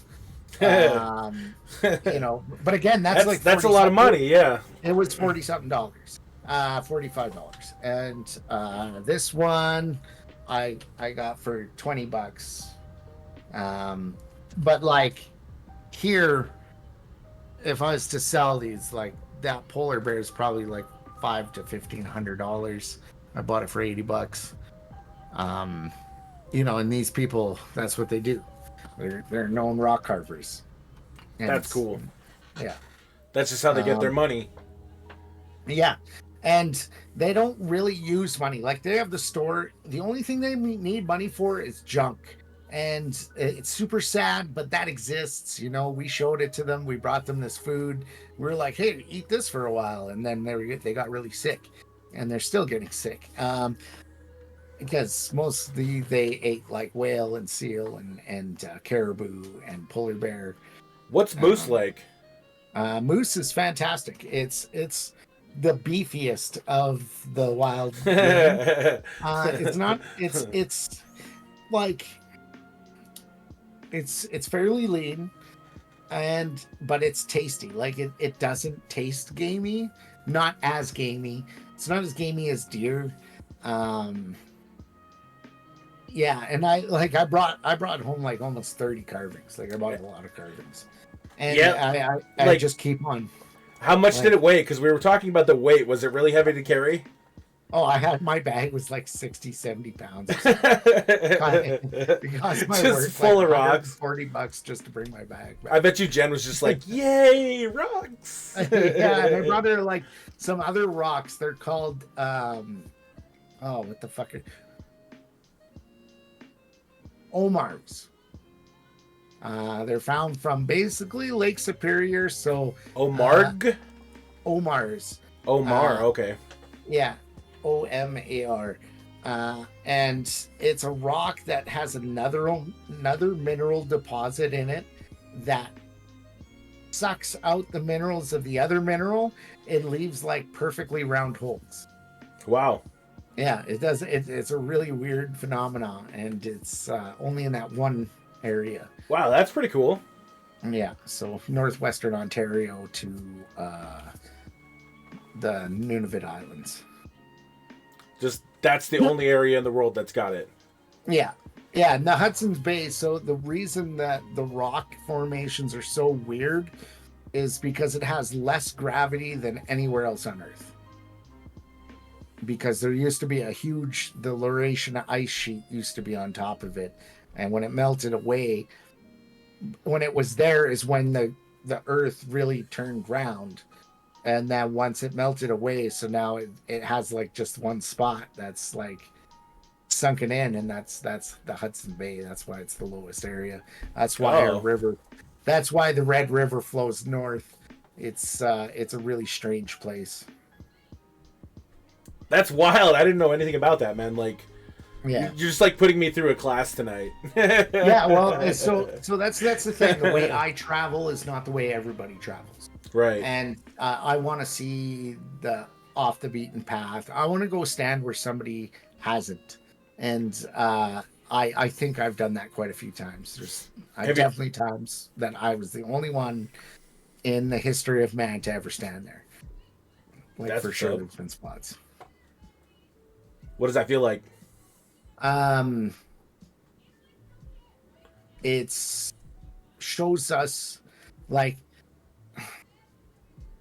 people in North America have no idea how treacherous North America really is.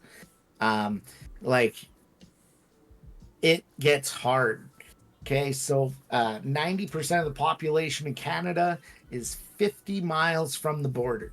Okay, because the rest of Canada is inhabitable. Like, you cannot live there. You should not live there. But yeah, people just dense wildlands, right? Well, so like northern Ontario, northern Manitoba, it's all marsh and lakes, and where it's not, it's muskeg. Marsh, and where it's not, it's bare rock.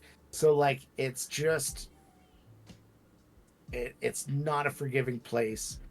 It's really hard, you know. But the people that do live there are hardy people. The northern Indigenous tribes are very, very good at what they do. They're very good at hunting.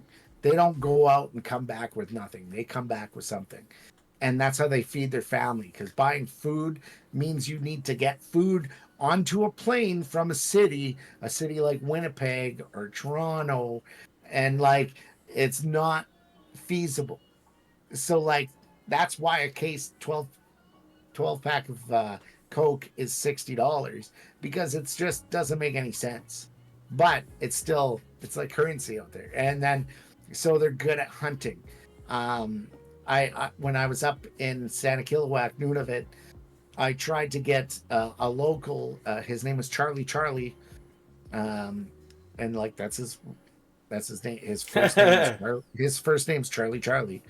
And he was a Tuktu, Charlie Tuktu, and he went out seal hunting, and I really tried to get on with him, but there was not enough room in the boat. He had his brother and like, they had 2 children in the boat that were just little kids in a boat on the Hudson's Bay, like the ocean. And they went seal hunting, but they didn't get any. They did come back with mussels, and so I was sad I didn't get to eat some seal. But That'd be wild, dude. Have you ever tried buffalo? Yes. It's greasy. I love it's it. good, but it's greasy. I've had buffalo ribs, lean. man. It's lean. I must have had some different shit. I don't know, but the buffalo I had, like when I was eating the ribs, I was like, it was just really. Oh, so they covered it in fat and cooked it. Oh, that must have been so it. because it's such a dry meat, you cook it. You usually use pork fat, or I would use beef fat because it's better. But yeah. So when you make burgers, if you make buffalo burgers, bison burgers, what I do is ground up a pound of buffalo and a half pound of bacon, and then I'll mix it just to give it that fat. Yum. Yeah, you don't want dry burgers. No, absolutely not. You also don't want meatballs. Have you had bear? No. No. I think I've had bear in like a gas when I worked at a gas station that had like weird jerky sticks. I've had like alligator jerky and like hog jerky and boar jerky, and yeah. I think it might have been bear jerky too. Yeah, bear is delicious or bad. It depends what the bear's eating. So I unfortunately nobody got a polar bear when I was up there. There was no polar bears when I was there. The ice hasn't frozen yet, but I think now that the bay's starting to freeze up, the bears will be on the ice, looking for breathe holes for seals, and they'll just sit and wait. Fucking, I know you got to come up eventually, motherfucker. Isn't it? It's wild, man. Like we were talking last night, how they can breathe like through 30 feet of ice or some shit like that. Yeah, smell something through 30 feet of ice or some shit. Probably like 6 feet. I don't know exactly, but I know they can fucking smell them. Yeah, that's wild. Maybe it's like 3 feet. Maybe it's like 3 feet, yeah, or some shit. Yeah, so my first trip up north was when I was a lot younger. I was about 2-hour snowmobile ride away from Rankin Inlet. And one of the guys' snowmobiles broke down, and they were like, hey, and the guys just dropped everything they had in their backpack that could be used. And we're like, hey, let's go. And we're like, what about this guy? And he's like, no, we have to go because the polar bear heard our sled stop. So like, he's coming. We don't know how far he is, but he's coming. That's fucking wild. Yeah. And so like one thing like people don't understand about polar bears are they're the only bear that hunts. No other bear hunts live prey. Most bears are scavengers. The polar bear hunts and is good at it. like it's a very successful hunter. They're struggling right now because there's not as much ice. So the population's declining. Yeah. And they're kind of like moving south a little bit too, right? And like yes, they're mating with grizzly bears in some parts. That's fucking scary. Yeah. Because a growler bear? Those are two impressive bears. And like, if you've seen how big a grizzly is, like that's like especially a Kodiak. That's not even close to a polar bear. Polar bears are so much bigger, and like it's like, like that's a grizzly and that's a polar bear. Like a polar bear, I've seen in Churchill on a second floor balcony. I've seen a polar bear's mitts come up and fucking stick its nose through that's fucking scary. That's fucking wild, dude. Yeah. It's insane. Yeah. But yeah, like I said, I did a lot of traveling. I hiked across the Rockies when I was younger. I've been back to the Rockies many times since. I've just done a lot of traveling just in my country. And there's so much untouched land, like Dinosaur Provincial Park in Alberta. I remember I was in VC with you when I popped in there, and I was like, look at this fucking place I'm in, like the Badlands. Oh yeah, that shit was wild, man. Yeah, it's pretty crazy. And I would just like to go travel out there, But now that I'm getting a lot older and, you know, Jen not being able to breathe so well, you know, I'll probably do some more trips, but just to go see some sites that are, you know, nearby or we could drive to. That would be cool. Yeah, that's more or less the plan. And then Absolutely. find a nice spot to fucking retire and fish. Yeah. That's the plan, huh? That's the plan. Hell yeah. So, tonight there's a fight going on. The John Jones Stipe Miocic fight. You know much about that? I don't. I love watching the fights, and I watch them with you almost every weekend. You do. I appreciate that. And like, I've never been one to follow UFC, but I watch them all. I just don't pay attention. I just like to see, you know, the carnage. A good car crash. Yeah. I'm not looking for no cuddling, and boring fights. I don't like fights that end with point counting. Yeah, because the points sometimes the judges suck. Yeah. You were saying one of your favorite games is like Civilization, right? Yeah. Have you played Civilization 5? I have. And I'm more of a Civ 4 guy. Shit. Why? I got a code to give away to the chat. I do like Civ 5. Like I have it. I have all the Civs. So, but that's fantastic. Yeah. let's do a quick break, and then we will come back and we'll give that away, and then we'll get the fuck out of here, brother. Sound good? Yeah, that sounds fantastic. All right, guys, stay tuned. We are going to take a quick 2-3 minute break, and we will be right back.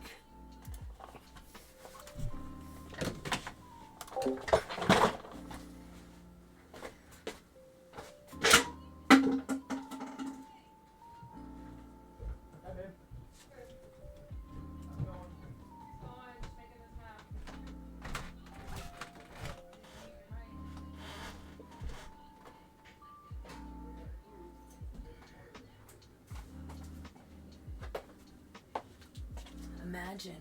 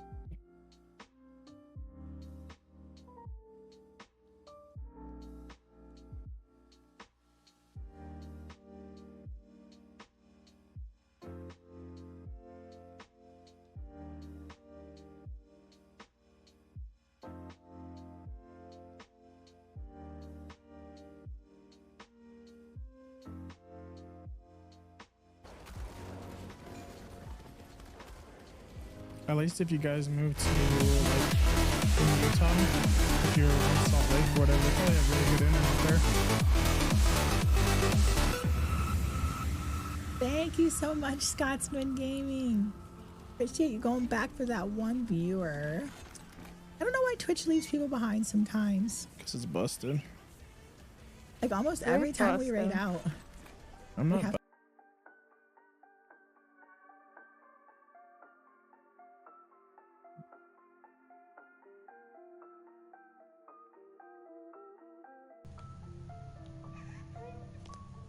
God fucking damn it! What do you want me to look at? Do I have to look in the mirror? Yeah, look in the mirror, look in the mirror.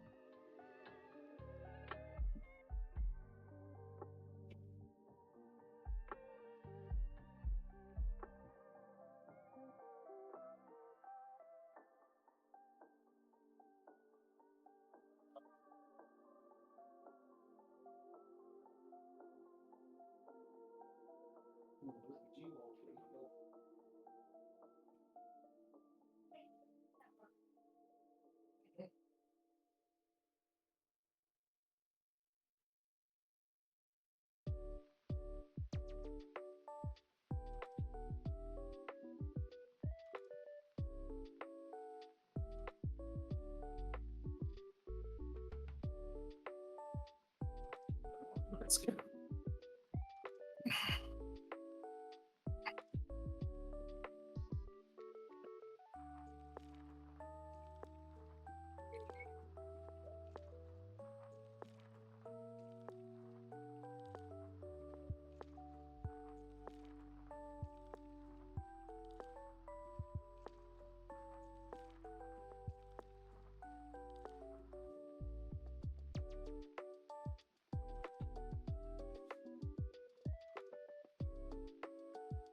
That's funny. Wait, where's your phone so I can take a picture? It's nature. It's on live. Fucking love it.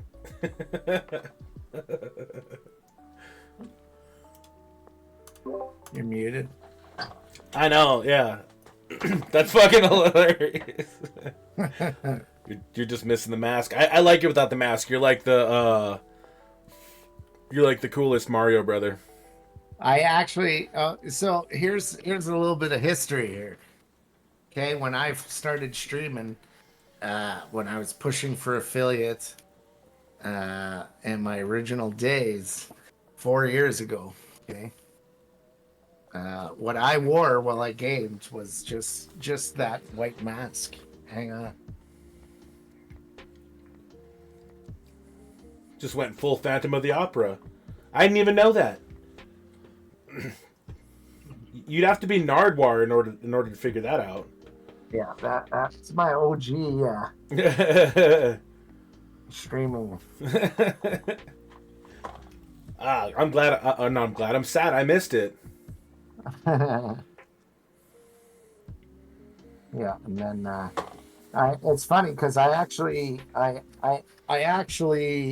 hit affiliate.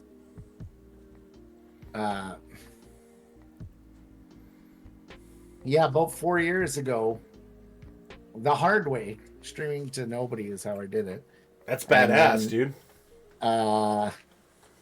Didn't do it through a Discord, didn't know how to network properly and stuff. And playing Call of Duty and stuff, but that's how I did it. And all the things you wouldn't recommend now. Yeah, I hit affiliate and then I stopped streaming. I never accepted the affiliate until September of 2022. I guess. Yeah, well, no, right around when I met you guys. So about 2 years after 2 years after you made affiliate, you did the onboarding. Yeah. Why so long? Guys, K69 to get into the giveaway. We're going to be giving away a copy of Civilization 5 for PC, and we're also going to be giving away a copy of Mommy Simulator.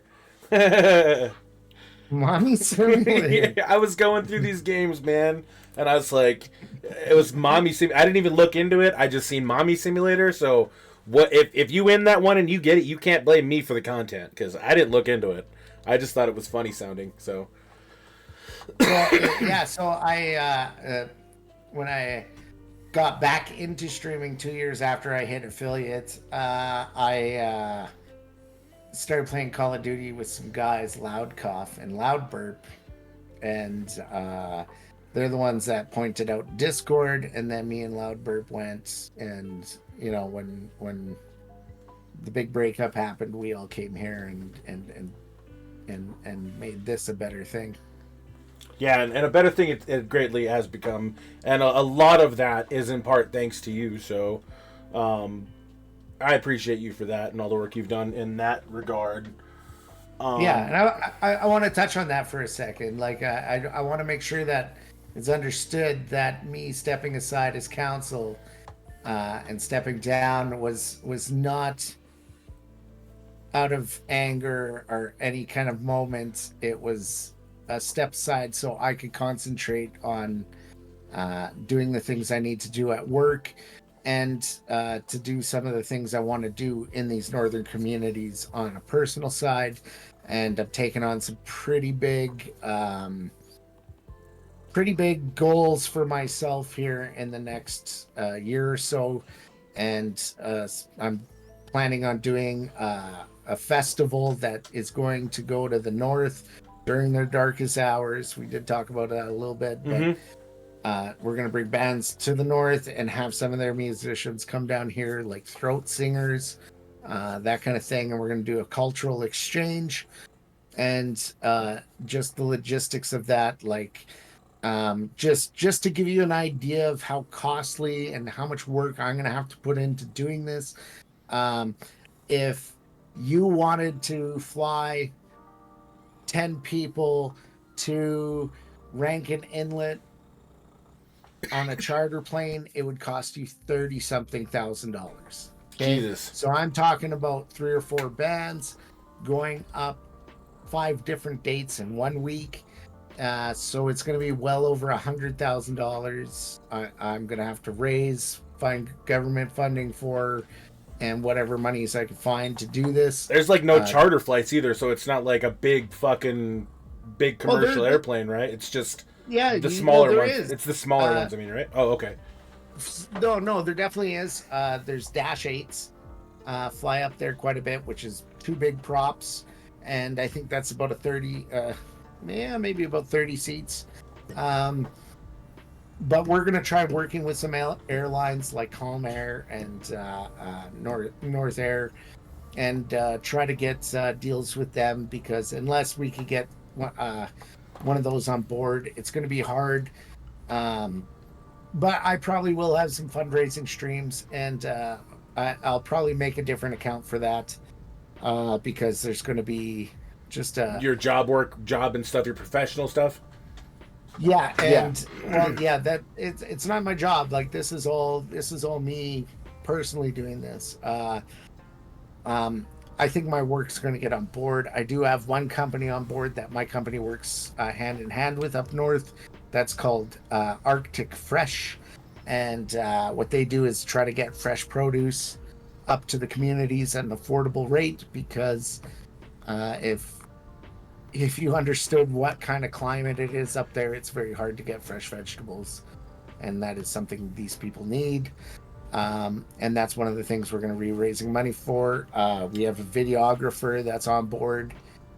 He's the one that did the video for Electric Eyes. Good video. He's a phenomenal videographer, award-winning videographer, and it's very excited to work with Travis. And Keen, I hate to interrupt, brother, but your camera took a shit. You might have to restart it. I guess, guys, in the meantime, what we can do while Keen works on his technical issues is we can start this giveaway, and if there's nobody else wanting to be in with an exclamation point K69, I've got Sparkle Farts, Frosty, Screech, and Burp. So if anybody would like to get in else who hasn't gotten in yet, you're welcome to now. But what I'm going to do... You gotta want to play Civilization, though. It's a turn-based strategy game. It's a wonderful game. And you could win by domination, you could win by science, you could win by religious victory, cultural victory. Pretty cool. I don't know why my camera turned off here.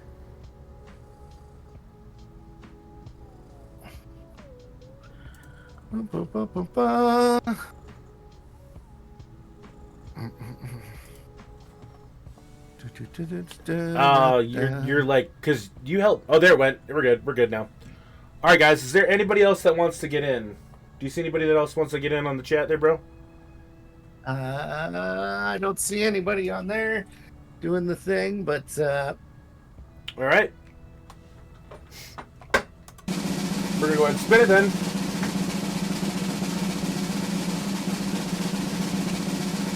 Ooh, looks like it's Sparkle Parts.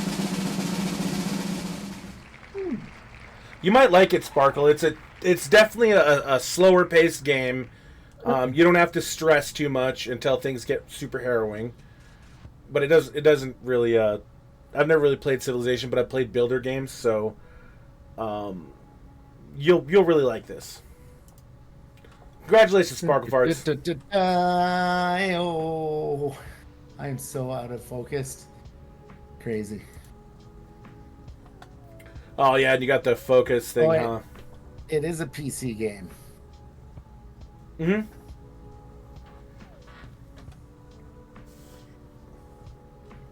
I'm assuming for the Mommy Simulator, we'll have the same entrance. But we're going to be giving away a game called Mommy Simulator. Good luck. Have fun. Try it out. I didn't look into it. I just saw it and thought it was funny sounding. So I grabbed it. So. It's driving me crazy.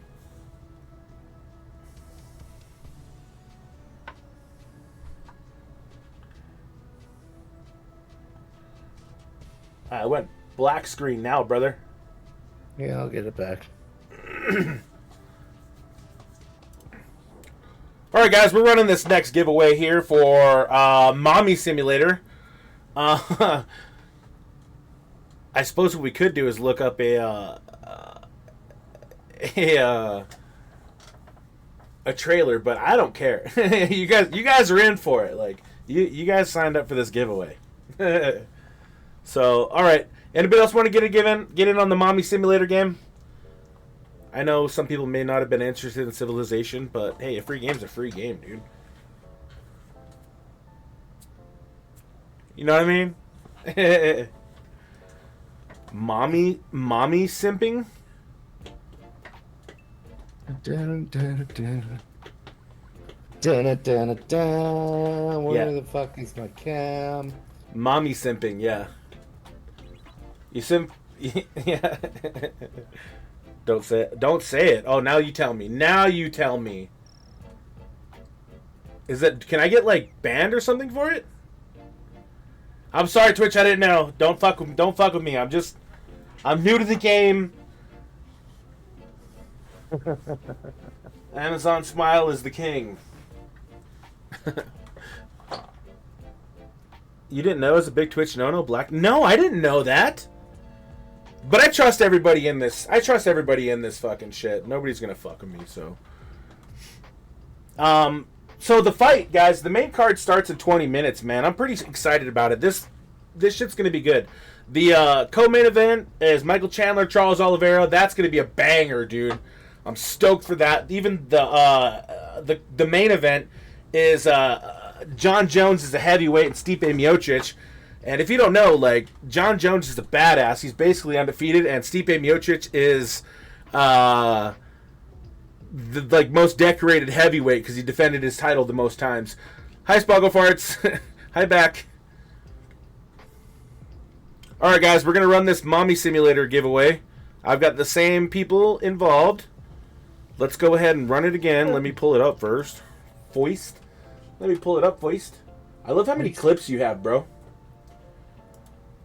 I got a lot of clips.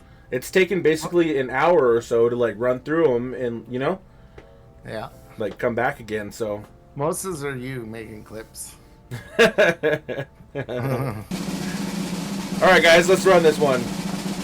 It's like one of my favorite things to do.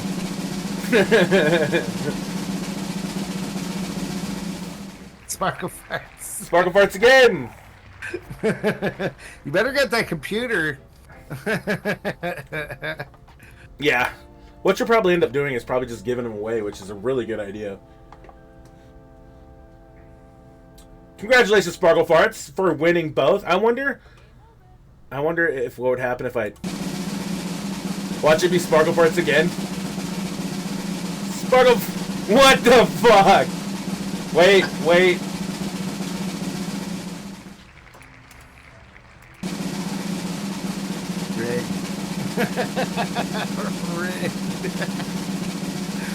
Oh, it was so close to being called rigged, right?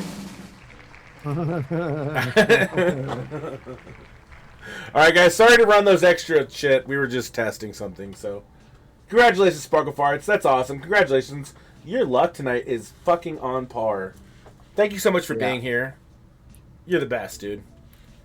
Y'all haters. No. It's luck. It's luck, man. So that's Mommy Simulator and Civilization. I'll just leave. Why are you leaving? I wasn't in it. You didn't. Did you do it? I don't think she did it. Oh, she did. Oh no! So the whole thing's the whole thing's rigged. Yeah, the whole thing's rigged. The whole thing's rigged. Yeah. Yeah. You're gonna have to do a redo. Hold on, I'll get something else. Hold on, give me 2 seconds. I'll pull up something really quick to give away. Hold on. Let's dig in my Mike Tyson, my Iron Mike Tyson bag real quick. Can you believe that the dude last night was calling him that? Iron Mike Tyson or Tyson or something. What the fuck did he say? I can't remember. Iron Mike Tyson. What did you just say, bro? All right, Spooky. That is that's Keen's fault. He wasn't paying attention when I was supposed to be. So That's your biatch clip just played. No. Oh, the Cats Do Biatch. I love that one, dude. do. The fucking Cats Do Biatch. Fucking Wanda. That shit's wild. Your camera must be getting hot. No, my battery's dead. Oh, is that what it is? Yeah. Gotcha. I have to have it unplugged as I forgot about that and didn't charge it beforehand.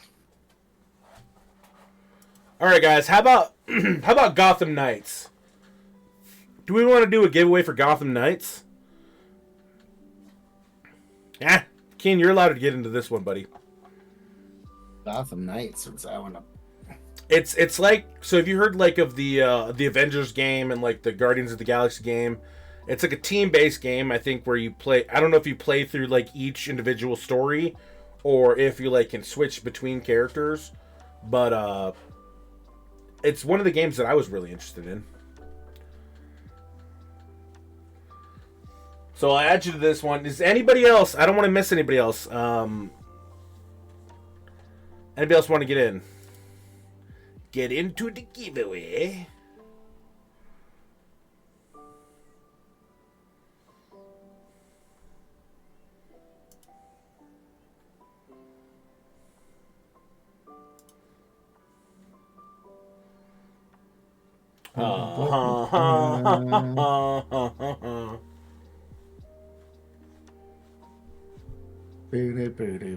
You know what me and the kids watched the other day was Rampage, man.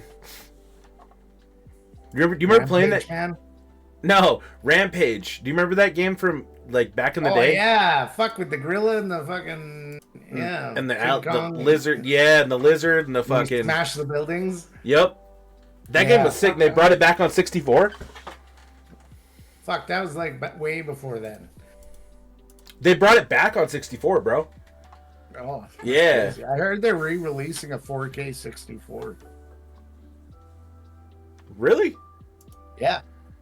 That's dope. Nintendo's re-releasing N64. They're updating it. That would be fucking cool with like new games and shit.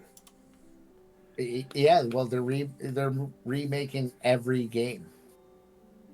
They're remastering every game. Oh, really? Like, and it'll be in 4K. Yeah. Every game but Conquer. Maybe. Conquer was a good one.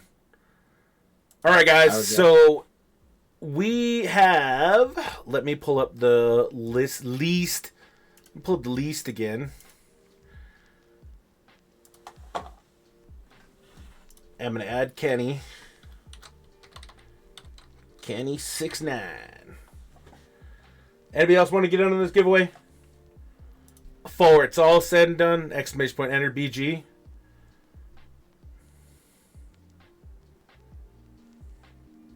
Add begonias to the giveaway.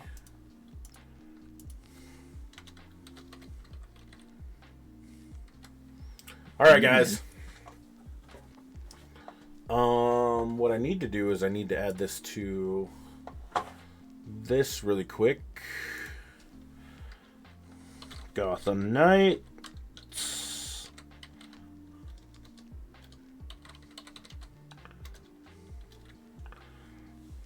Close that.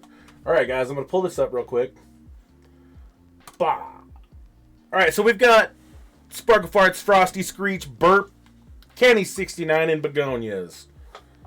And we're not missing anybody, right? All right, so here we go. Good luck. Oh, no, we need to add OG Spooky. What am I doing? What the hell? We're going to miss her again. What the fuck? Who? OG Spooky. Oh, yeah. What about Snubs the Couch? All right, guys. Good luck. Let's go ahead and shuffle. That way, nobody gets mad at me. All right, guys. Here we go. In 3, 2, 1. K69.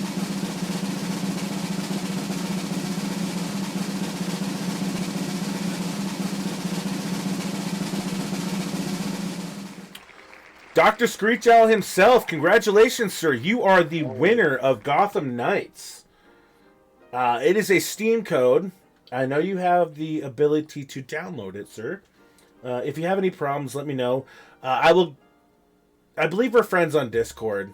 If not, then I will send you the code through a ticket in the Discord. So watch for your name in a ticket in the Discord. Let's go reach. Congratulations, brother. Much love. All right, Kenny. Your camera's taking a poop. It is almost time for the main card to start. It has been a fucking blast, brother. We've been doing this for about 2.5 hours, and I feel like we can probably do it for another 7. Look out for the Keenan BP 24-hour podcast coming to your... No, I'm just fucking with you guys. But, brother, thank you so much, man. I'm really humbled that you took this night to put awareness in things that meant a lot to me and not only mean a lot to you, too. So that's really cool of you. It's always a blessing to have you around, man. To those who won the fucking giveaways, congratulations. Kenny, what do you got going on? Where can we find you, man? What's next, brother? Like, what do you got going on? Like I said, my tour in the Arctic next winter is taking up a lot of my time. But you might see me hanging around some chats and just trying to keep. Maybe I'll pop up a stream every once in a while. Who knows? It's crazy. It might happen. I've seen weirder things. You're a sweetheart, man. It's honestly, I'm blessed to call you one of my best friends. So, you guys give up some emotes tonight for everybody's best friend. Honestly, the nicest guy I know. Give some love, some shout out to Kenny, man, and hopefully we'll see you back on the scene soon. And it's really good to have you here. Maybe we can persuade you into doing more of these. Because a lot of the interesting things that you brought up tonight in your Keen on location or Keen from location has been really interesting. So I'd imagine a lot of people would be more interested in that too. So thank you so much, man. Guys, you can find us tonight in the VC.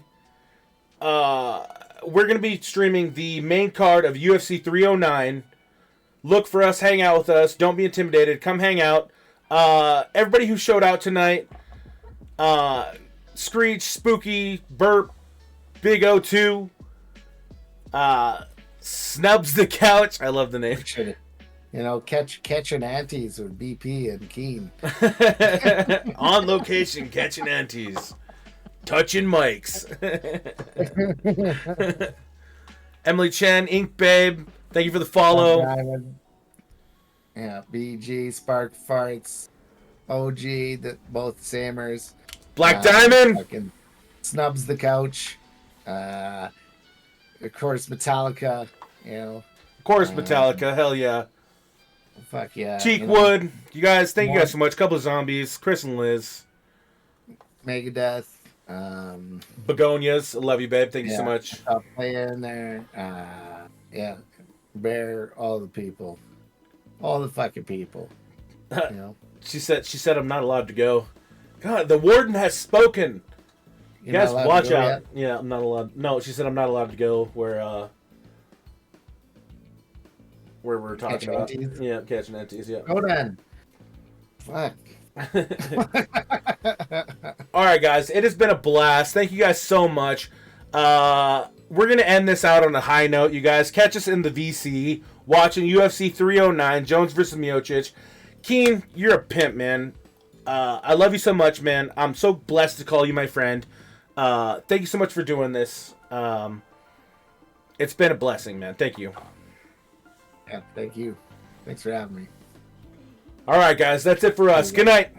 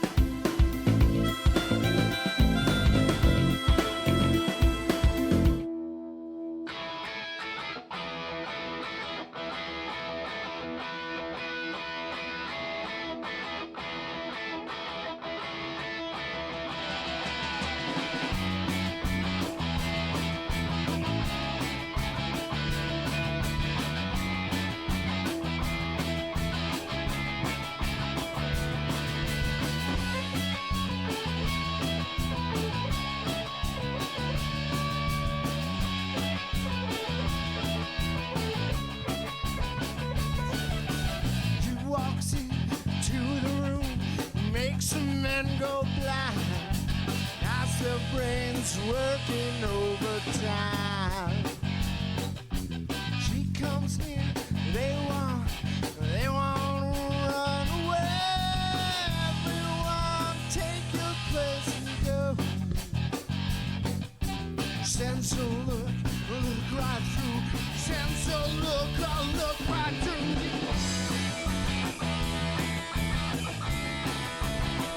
Electric eye.